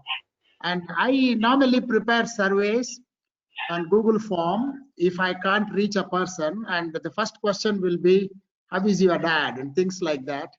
And people used to get a link and then they will reply, he's well, he is 62, he's running out of the house, or he's in this hospital or whatever. And I'll get a message in Google. So we used Google Forms and Google Sheets and things like that, and also our Microsoft Teams and Slack. These are the free software programs that we used to somehow get hold of them. And then we were behaving with them not as employers, but rather as close family relatives. This is what we did, the HR team did, while the operations team, which are on the front line, they are on the war foot now, so they have to deliver. So they were speaking to the people on the work. So there were two teams. One will never speak about the work, and the other will always speak about the work. So this is how we were trying to get over the situation. And really, this free software like Microsoft Teams, I mean, I never realized that Microsoft Teams could be such a wonderful software unless we got attacked by COVID-19. I mean, Slack was my great software, but Microsoft Teams has beaten Slack left, right, and center. It is really doing a miracle. We can get hold of anybody through that. So I think this was our experience. Great, thank you, Mr. Murthy. I think this is a pickup for me. I am picking a few diamonds from your talks, all the panelists. I have picked up life coach as the diamond from your list of your discussion, Mr. Murthy. Thank you. Thank you. Okay, Mr. Muthu, you want to share anything? Basically, a lot of things were said. So what we had to do was to take leadership. The partners and the team, senior team, had to take leadership and communicate with the staff almost daily in our situation, because our staff is smaller staff. We had to communicate with them daily and see whether they had any issues, whether they can do the work in that day, and follow up. Also, the work had to be done. So taking leadership was the main thing.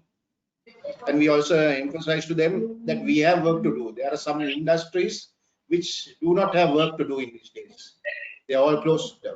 But our profession and our firm had work to do. So that then it has to be done. We inculcated that to them, and they also responded well. Yes, okay, superb. Thank you. I think I will move to the next question, which is most interesting question for a lot of them. In last 3 months, I have moderated at least 6-7 panels on IT and IT side of the profession.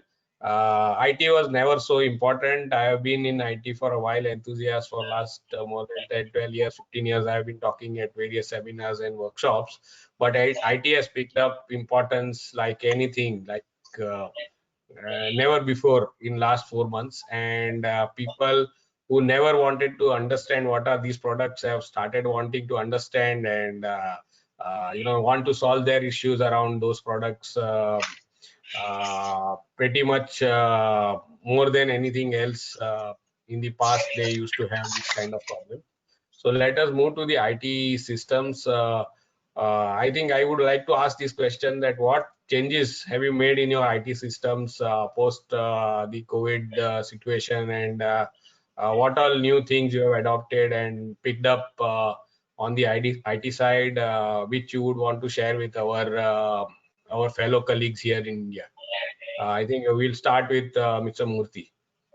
Oh, okay. First thing I did, I'm an amateur Microsoft Access programmer.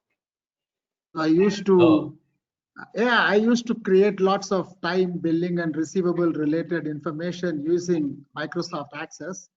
Then I buried the program. I conducted a funeral for the program all by myself because it was so difficult for people to, well, the front end was Access, back end was Access, and the server became remote. It was extremely difficult to connect. So I got rid of that sort of a software, and I needed a very bad time billing and receivable program. So I was asking my leadership team to search for a nice program. We searched for GreatSoft, which is a South African-based software managed in Cape Town, and we looked at the softwares from the US and from Canada and from India, and then we ended up choosing a software from India. It's called Jamku, and it has changed our lives very significantly. Everybody can log on onto their cell phones and they can put their time, because we don't ask people to sleep that day without booking their time. So if they manage to sleep somehow without booking their time, we can give one more grace day. I mean, they have to book their time. So time booking is our life. We simply buy their time and sell their time and make money and pay them. So that is our job. So that came in very handy. So the TBR, well, it couldn't, we don't bill and all that. We were using a software called Sage 200 Evolution, which is also a Sage software from South Africa. It's also an on-premise and server-based software. We also said bye-bye to it, and then we moved on to Xero, Xero, which is a New Zealand software, which is a cloud software. So our entire accounting system is on Xero. And we are obviously using this Google Forms. We are continuing to use Google Forms and Google Sheets and all that for the surveys, which has to do with appraisals. So every department head has got a special form for self-appraisal and for appraiser, appraisee, appraisal and all that. So these are like our 3 I's. The most important thing for us is the Jamku one, because it gives us the truth of what really happened. And the Google form gives us the appraisal of what people thought should happen and how they are going to tackle and all sort of emotional things. And we obviously have the bottom line Xero to tell us the income or expense or profit or loss or whatever.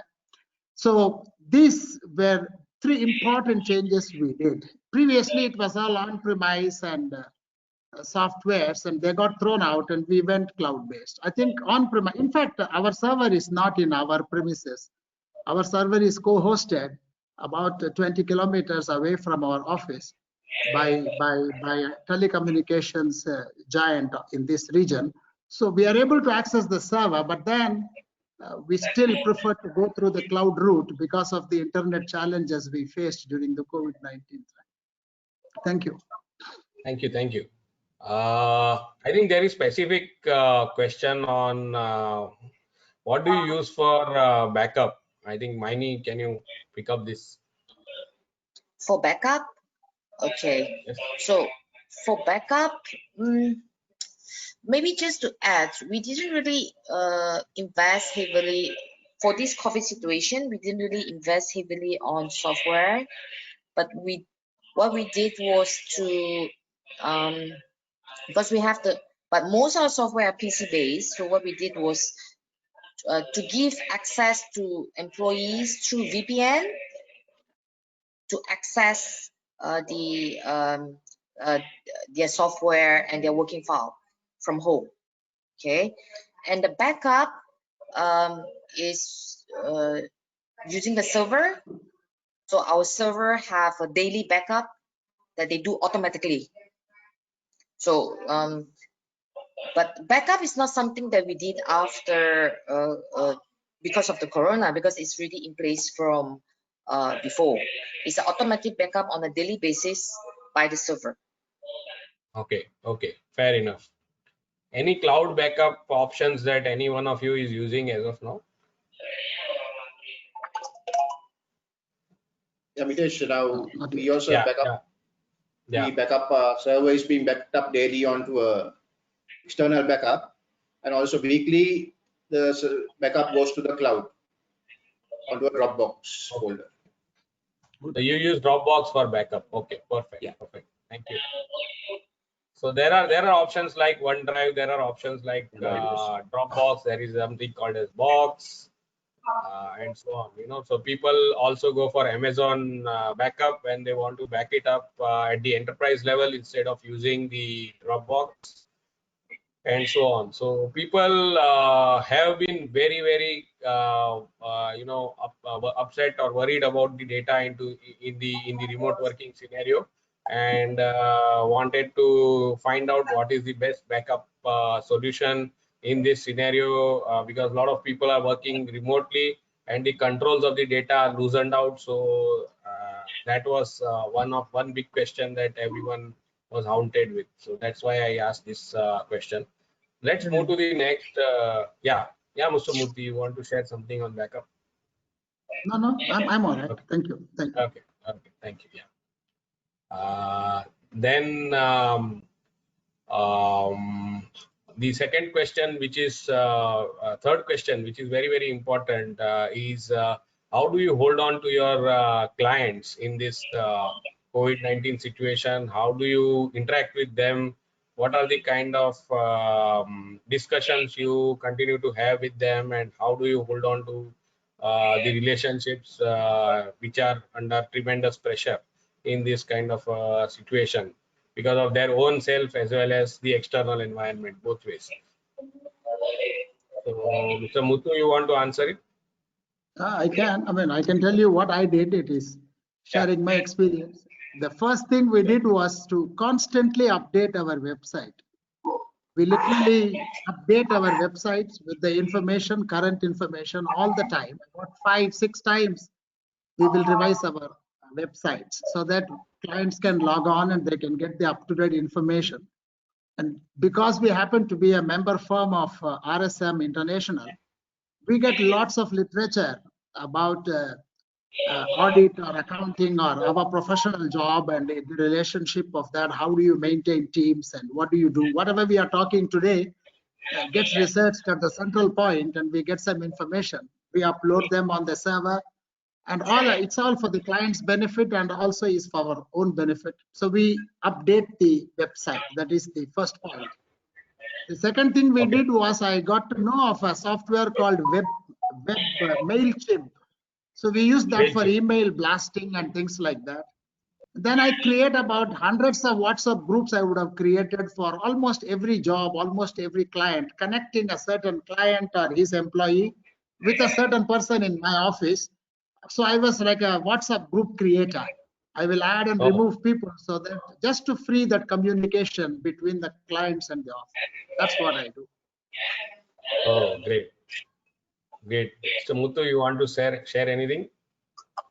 Basically, as I said in my introduction also, we started communicating more with the clients by calling them, sending emails, and keeping them up to date. And if they wanted to contact us anytime, they were most welcome to contact us. And we also saw to the well-being or whatever of their businesses. We just call them around and check with them, and I'm continuing to do so because the client relationship is very much important, and especially important in this day. Perfect. Maini, you want to share something on client relationship? Yes. So I think client relationship is something that we build on an ongoing basis, right? So the relationship is already in place. It's just that with this corona issue or situations, we change the way we communicate with them. So if we usually go for a weekly meeting or a monthly meeting, now it's a virtual meeting, but we still continue what we do before. Okay, so that's one thing. The second thing is we now do a fortnight newsletter so that we are always in touch with the client that we send to the Okay, client. great. So that we send the client for them to remember us. Okay, and then each of the departments they should have a focus on sending a quick email to client to see what's their situation, how they are, just to say hello. Okay. Sorry. Hello. Okay. Hello. Yes. Okay. Okay. So you are done? Yes, I'm done. Okay. Fair enough.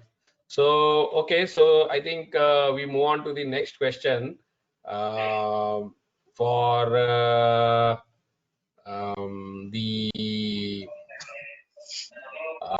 Mr. Murthy, I think. What is one lesson that you would like to pick up from this situation for your firm's future strategy? I think we all need to encourage home-based work or work-based home. We need to destroy the concept of social media. It's business media now. It's all in one media now. So I think we just have to encourage that. We have to do remote working, and somebody presented about some smart office, so it's there. But these are fantastic. But only thing is that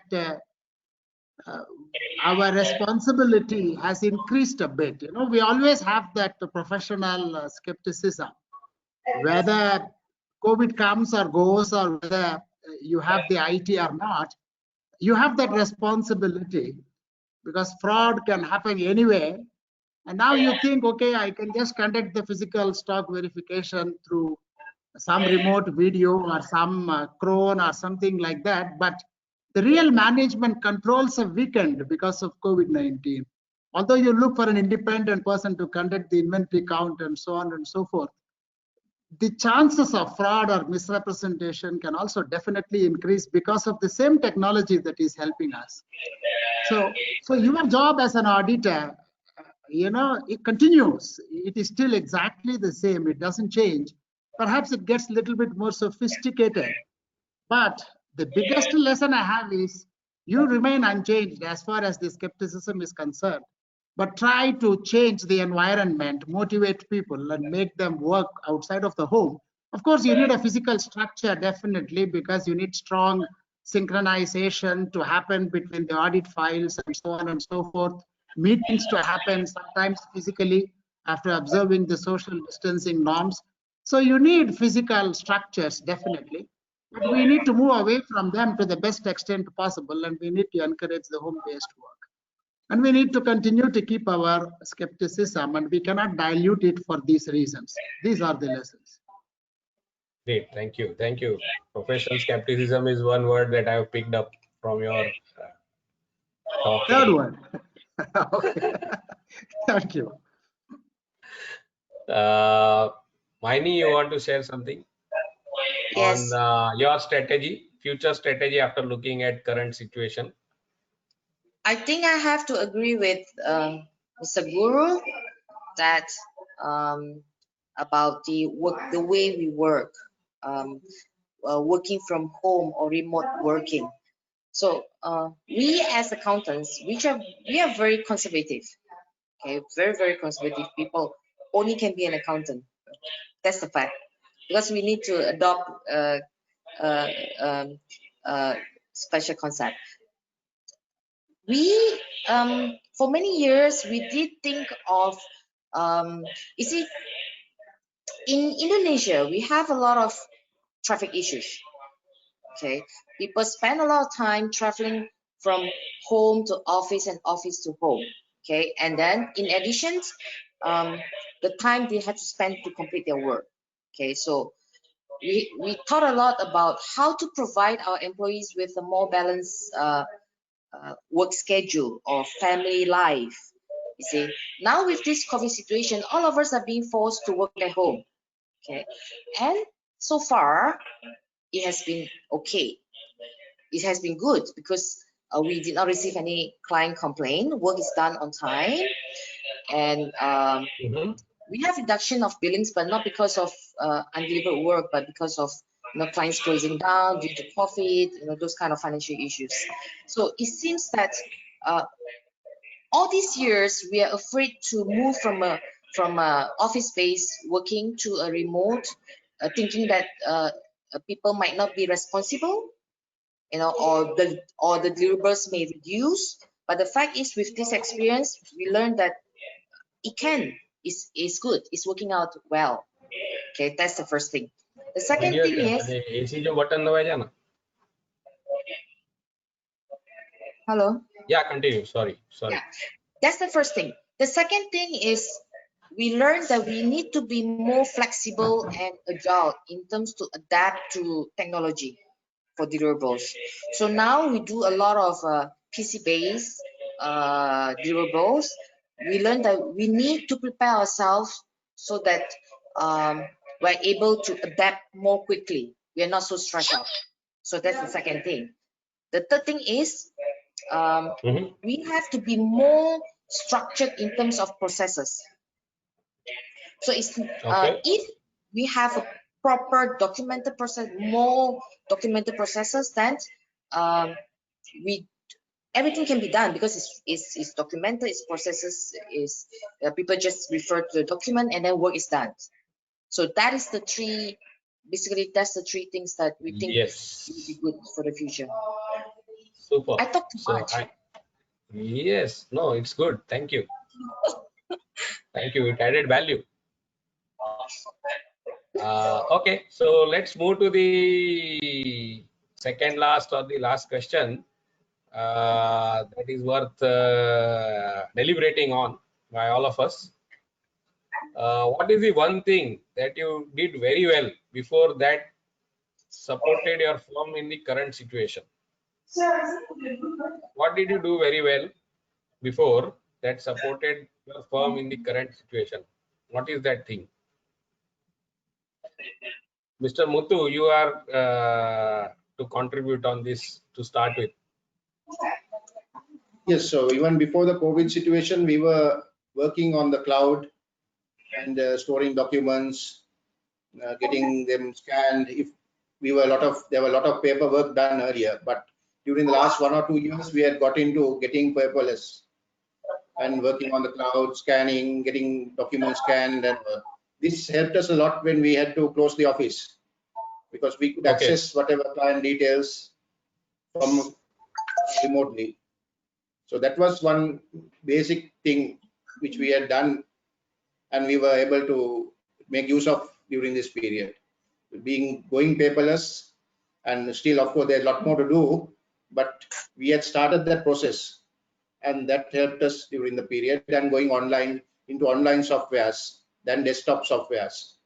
Like you said, Zero, maybe QuickBooks Online, and those softwares helped us to access the software from anywhere. And even practice management softwares, which we implemented even after this COVID period. Super, thank you. Mr. Guru, you want to go? Sure. Yeah, from our side, you mustn't think that I knew that COVID-19 was coming. It was in fact a blessing. Did something. You are asking me to give a pat to my own self. We just removed our server physically from our office. Literally, we removed it and we kept it with a service provider, internet service provider, who has got a very highly technologically superior infrastructure. So we requested him to co-host our server. So although we all physically meet in our office, our server has always been outside of our office. about 20 Wow. kilometers away. So I didn't know why I did it when I did it, but it came very, very handy during this COVID-19 time. And we have a leadership team of 6 people, and all the 6 people and their homes and the office server and the office, we are all under the same network. It's all under the same domain. So we are able to, I'm now as if I'm talking to you from my home office. I'm not in my office, but I can always get hold of my office anytime I want right now, because we are all in the same domain. I don't know why I did it.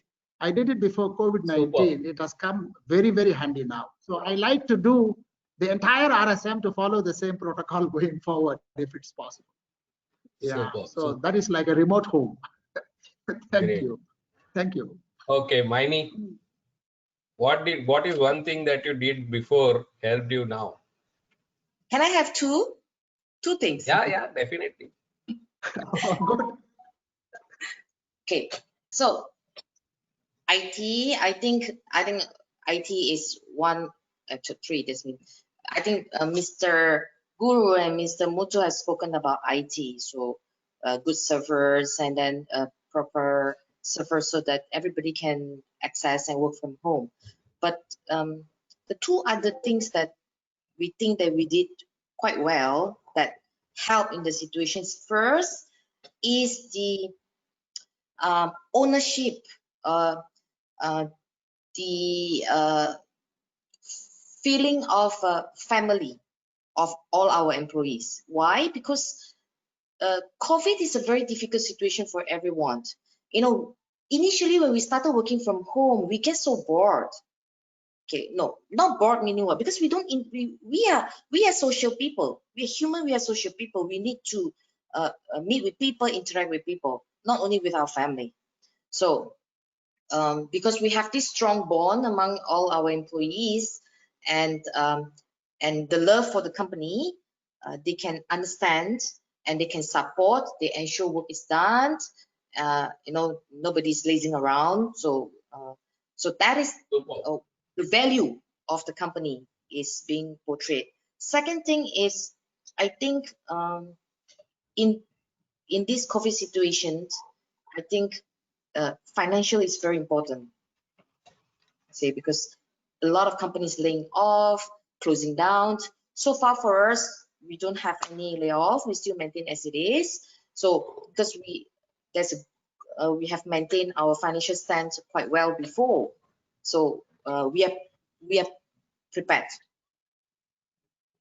for the next 1 year. I don't know when this is going to end, but then I think it's going to be another 1 year maybe. Yeah. Here comes prediction after Nostradamus. After the vaccine is out, then we'll be safe. Okay. Great. Okay, I think all of you have added a lot of value in this discussion, and I'm sure the audience there and the participants would have enjoyed the questions. You all are also free to ask any questions that you feel are worth being answered by the esteemed panelists today. Till such time you are prepared and you are sending any kind of questions, I would take up a quick fire round for all of them to answer for all of us. So here we go. So I will start with the youngest now, that is Mani, and then we'll move to Mr. Aubrey and then Mr. Murthy. So let's reverse the cycle now.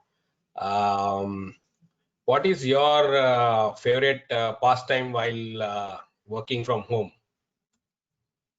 My favorite, listening to music, Spotify. Wow. That's the only thing you can do. That's the only thing you can do while working.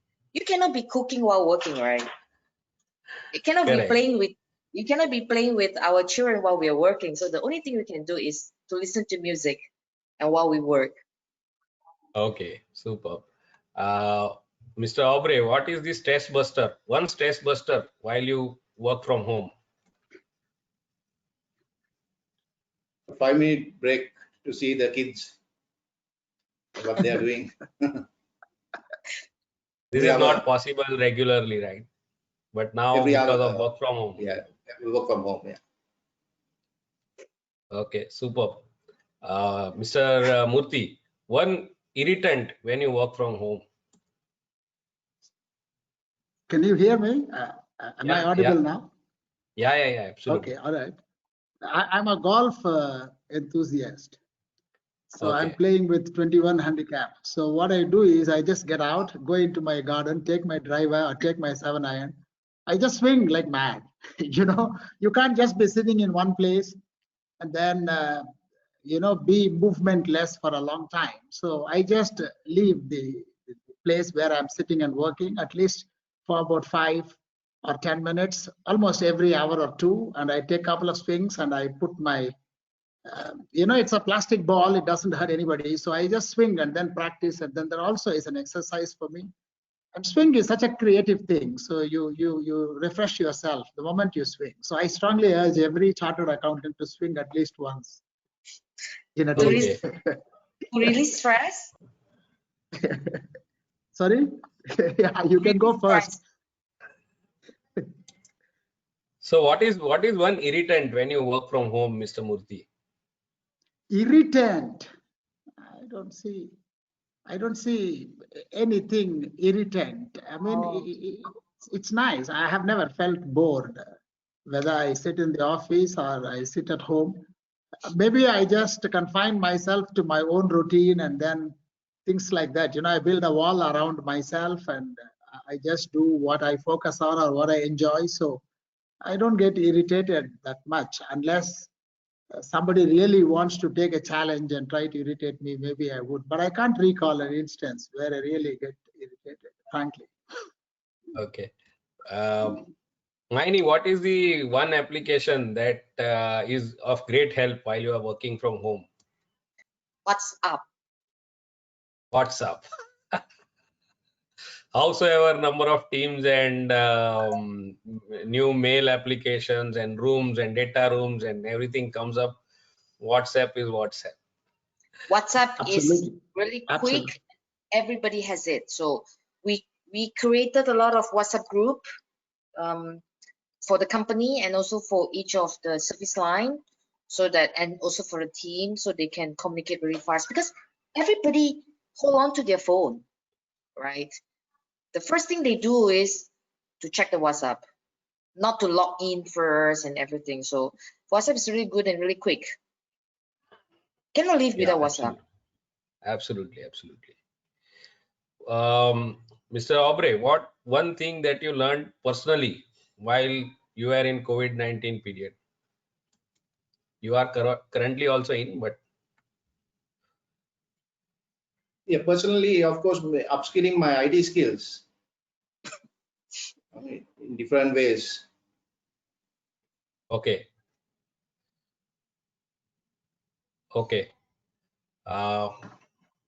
What did you learn, Miss Maini, in personally while in the COVID-19 situation? I learned that we need human interactions. We need human. Yes, that is being with family is good, because, you know, when we are working from home, everybody's home and it's good. But then I learned that interacting with other people and meeting and discussion in real life is different virtually, for sure. So that's one thing I learned very, very dearly. And second thing, of course, everybody learned that health is very, very expensive. It's very, very important. Okay. So Murthy. Well, I just I'm a student of Stanford Seed program. So it's a year-long program, and I belong to the East Africa stream. So we had a lot of reading to do on business model canvas, and on transformation map and stuff like that. A lot to do with operations, a lot to do with HR. growing your organization. It's a very specifically designed program for entrepreneurs to grow their organization. So I'm a student of that program for this year. So I spent a lot of time in reading a lot of books and in doing a lot of case studies and jobs that are designed for me in that program. And that also, the program also includes working with your own people in the office. And they also become members of that program because it's like a succession plan. It's about them also telling them to be ready to take over and things like that. So we enjoyed that program and we spent a lot of time on that program during this COVID-19. Yes. Super, great. Yeah. Next, what one thing that you suggest everyone to be healthy while they are working from home? One tip. While working from home. Tip for them working from home? To be healthy while working from home. Okay, I know that answer. So working from home, we are very tempted to not to be ready. So we just wake up, then we just sit down without showering and start working. So actually, when we work from home, it's very important that we wake up, we have the normal process that we do before we go to the office, so that we feel fresh and healthy. Okay, good. Mr. Murthy, you want to suggest one thing to be healthy while working from home? Yeah, sure. Can I say two? Yeah, absolutely.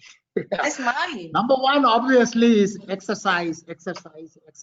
Okay, she says one, but I will also say exercise for the body and for the mind. So I wanted to say meditate.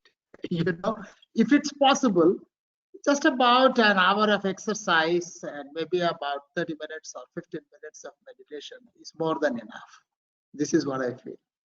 If you can do it twice a day, it's fantastic. Great.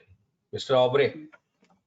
Yes, so during working at home and lockdown, it's a challenge exercising, but you have to somehow at least go up and down the stairs at home and walk around the garden and ensure that you keep fit, because health is wealth, and finally that is very much important. And you should also control your work hours, because just because you're at home, you're tempted to work late into the day and early hours, but it happened actually because to control the situation and all, we had to do it. But in the long run, we'll have to look at it more to compact hours and keep hours for work and for other things and exercise and all that.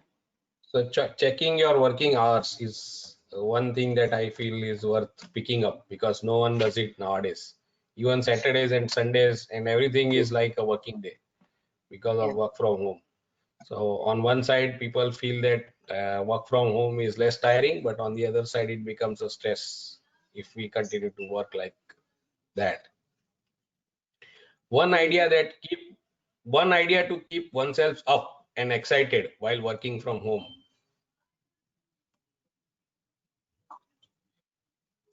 Sorry, what is the one idea that keeps oneself excited and up while working from home?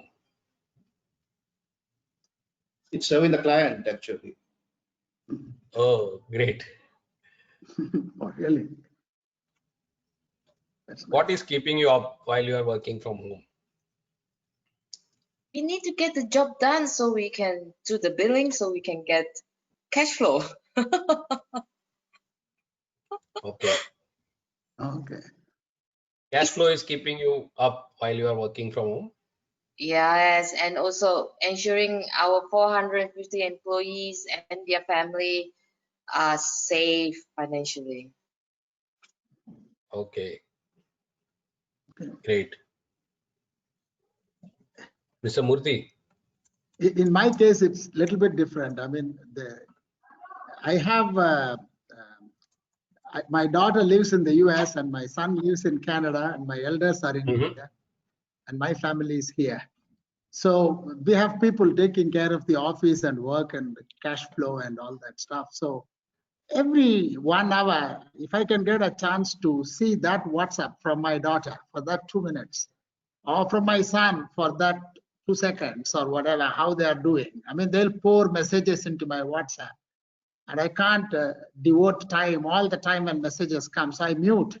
So I just want to remind myself to go and check the WhatsApp, either from India or from Canada or US, so I know how they are doing. So that gives me a lot of energy, a lot of enthusiasm, a lot of excitement for the next 59 minutes, I should say. You know, that's what I do. Superb, superb. And it is required. Yeah, it is. And let's go to the next question. What is one thing that you can,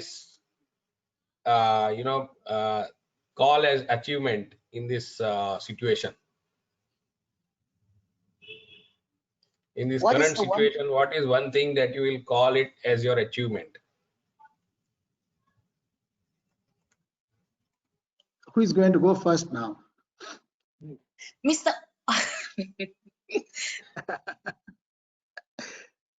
Do you want me Ask to? the moderator. Yeah. Ask the moderator. Yes, okay. Okay, Maini, you can go first. Me? Okay. What is the achievement? I think the achievement is that so far our company do not have any layoff. Super. Because in Indonesia, a lot of companies are either, I'm not sure whether you're familiar with Gojek. It's like the big yes, car company, taxi company. Yeah, they just lay off 450 employees. Oh, and then banks are closing down their branches. Restaurants are also closing down the branches. Hotel totally laying off like maybe 80% of the employees because it's closed.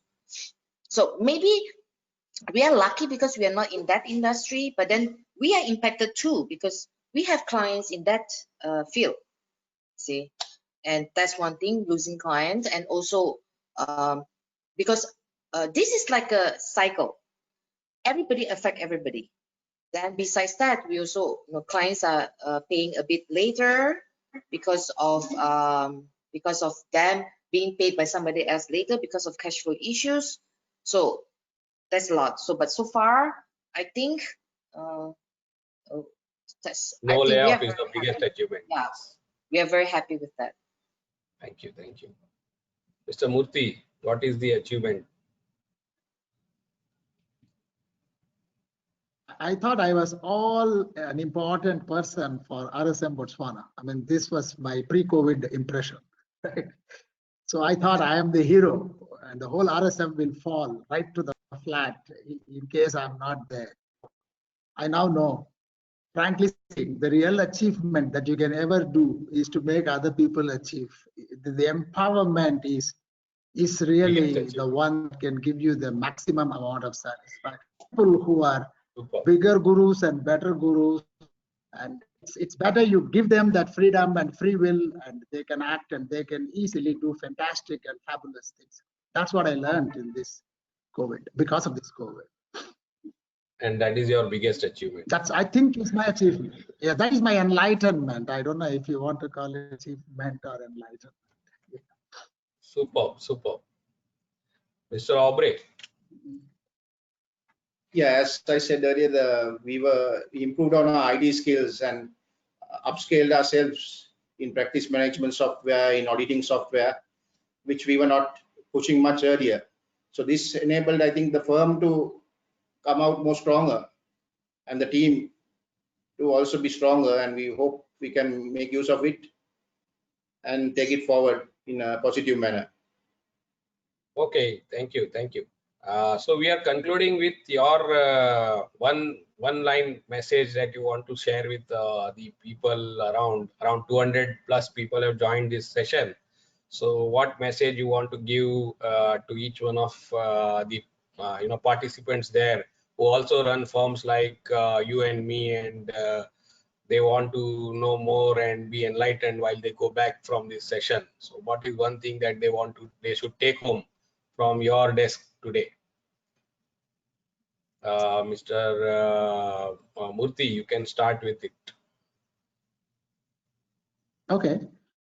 Hear other people and then talk less and then empower others. Listen to them, and I'm sure you will see a miracle happening around you even without your knowledge. It is the most important thing. Just keep quiet and observe and don't dominate. Just be a leader, observing leader. Keep quiet, and I'm sure things will happen fantastically around you. And you wouldn't know how you are really empowering yourself through empowering other people. So this is really something that we need to understand. So this is the message I would like to give to everybody. Thank you. Great. So Aubrey.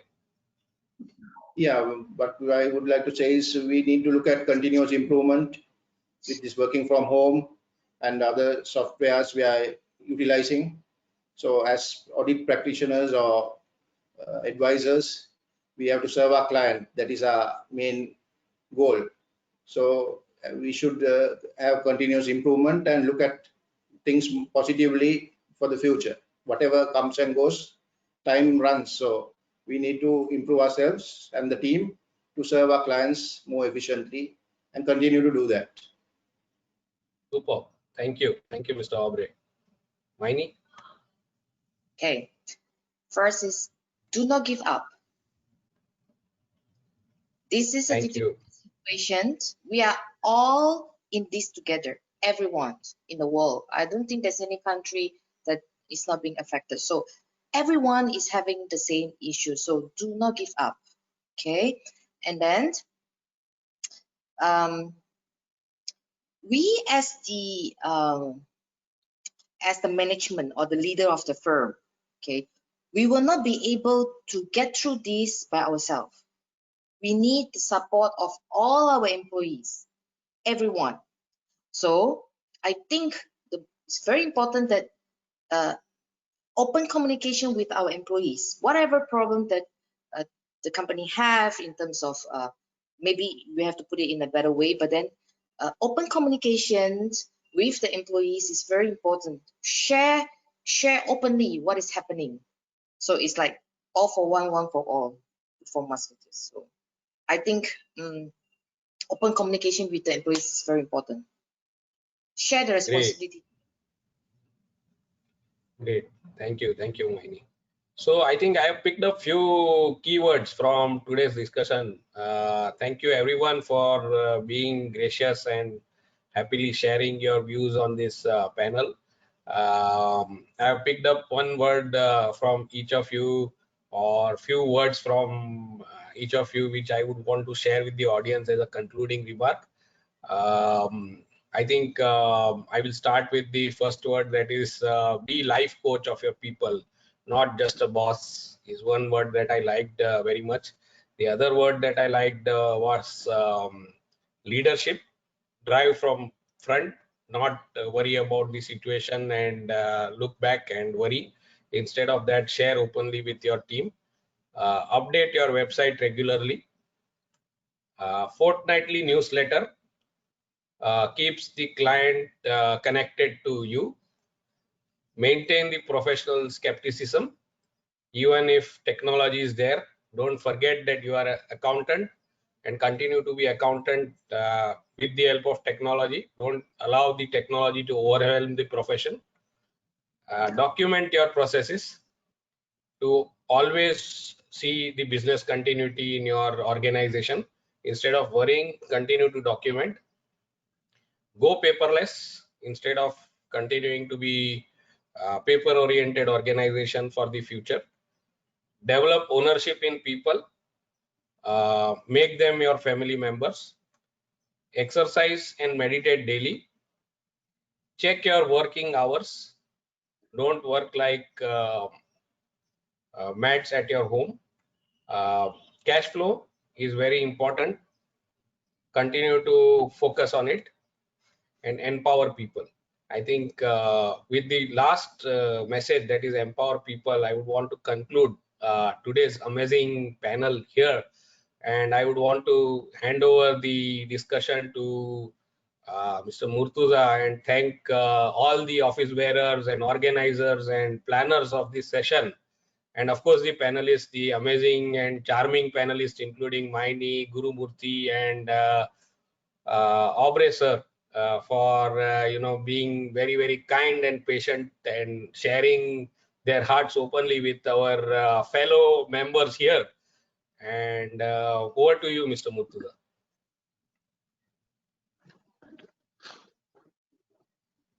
Thank you, Mitesh, for the excellent panel. I think a lot of different viewpoints came across. And I take this opportunity to thank all the panelists, CA Gurumoorthi, Aubrey, and Maini. We'll just check if we have got any questions. We'll take a couple of them if they are. Mishraji, do we have any questions? Welcome, Adarsh.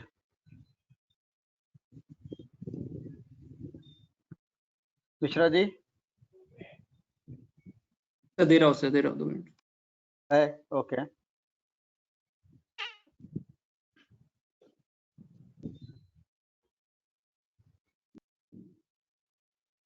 So today the first technical speaker was Adarsh. The second session was taken by Ramen and Srinivas. They are also here. And the full panel is here. Depending on what question is, we can pick up. Can we host software on this? You mentioned Tally, but most of us use multi-user Tally license on LAN within office on a premise server. It is not on cloud.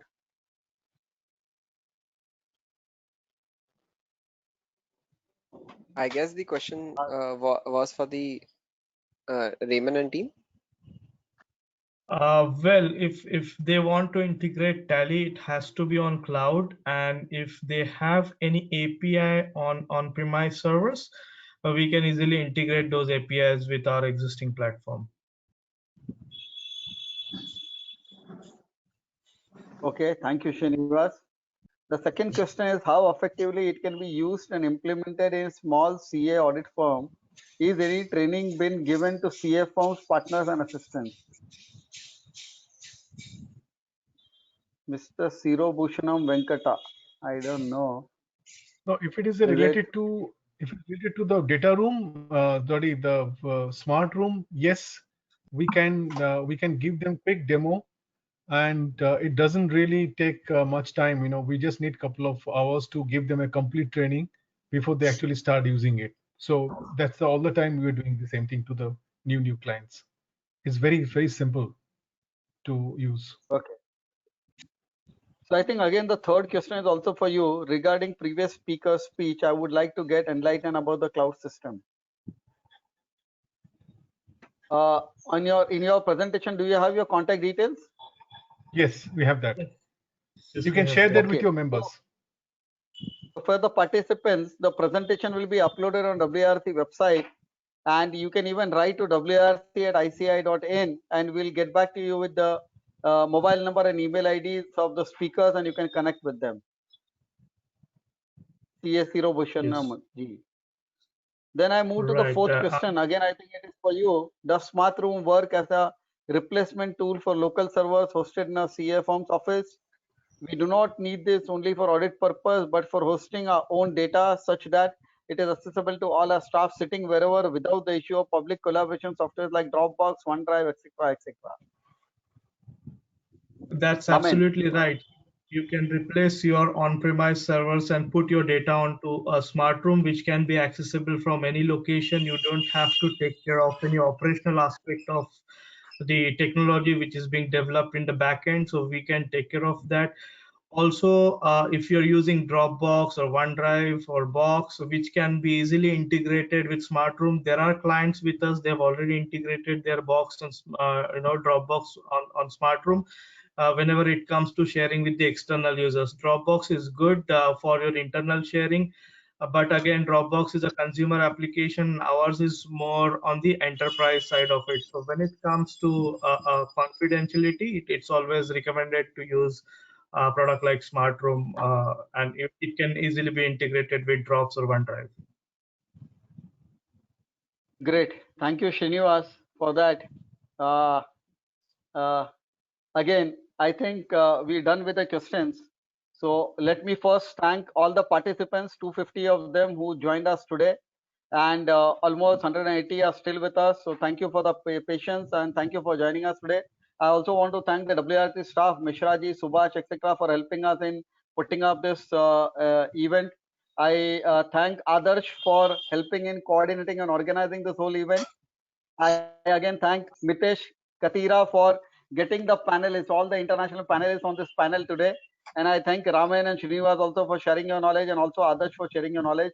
Coming to the panel, I will start with the youngest again, Maini. Really too good. Lot of your inputs, valuable of them. I also picked up a lot of them and made notes about it.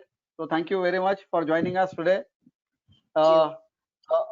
Aubrey, although he was like speaking a little less, but then he came up with relevant points again. And Victor, we picked up quite a few from you as well, Aubrey. And thank you very much for joining us, Aubrey.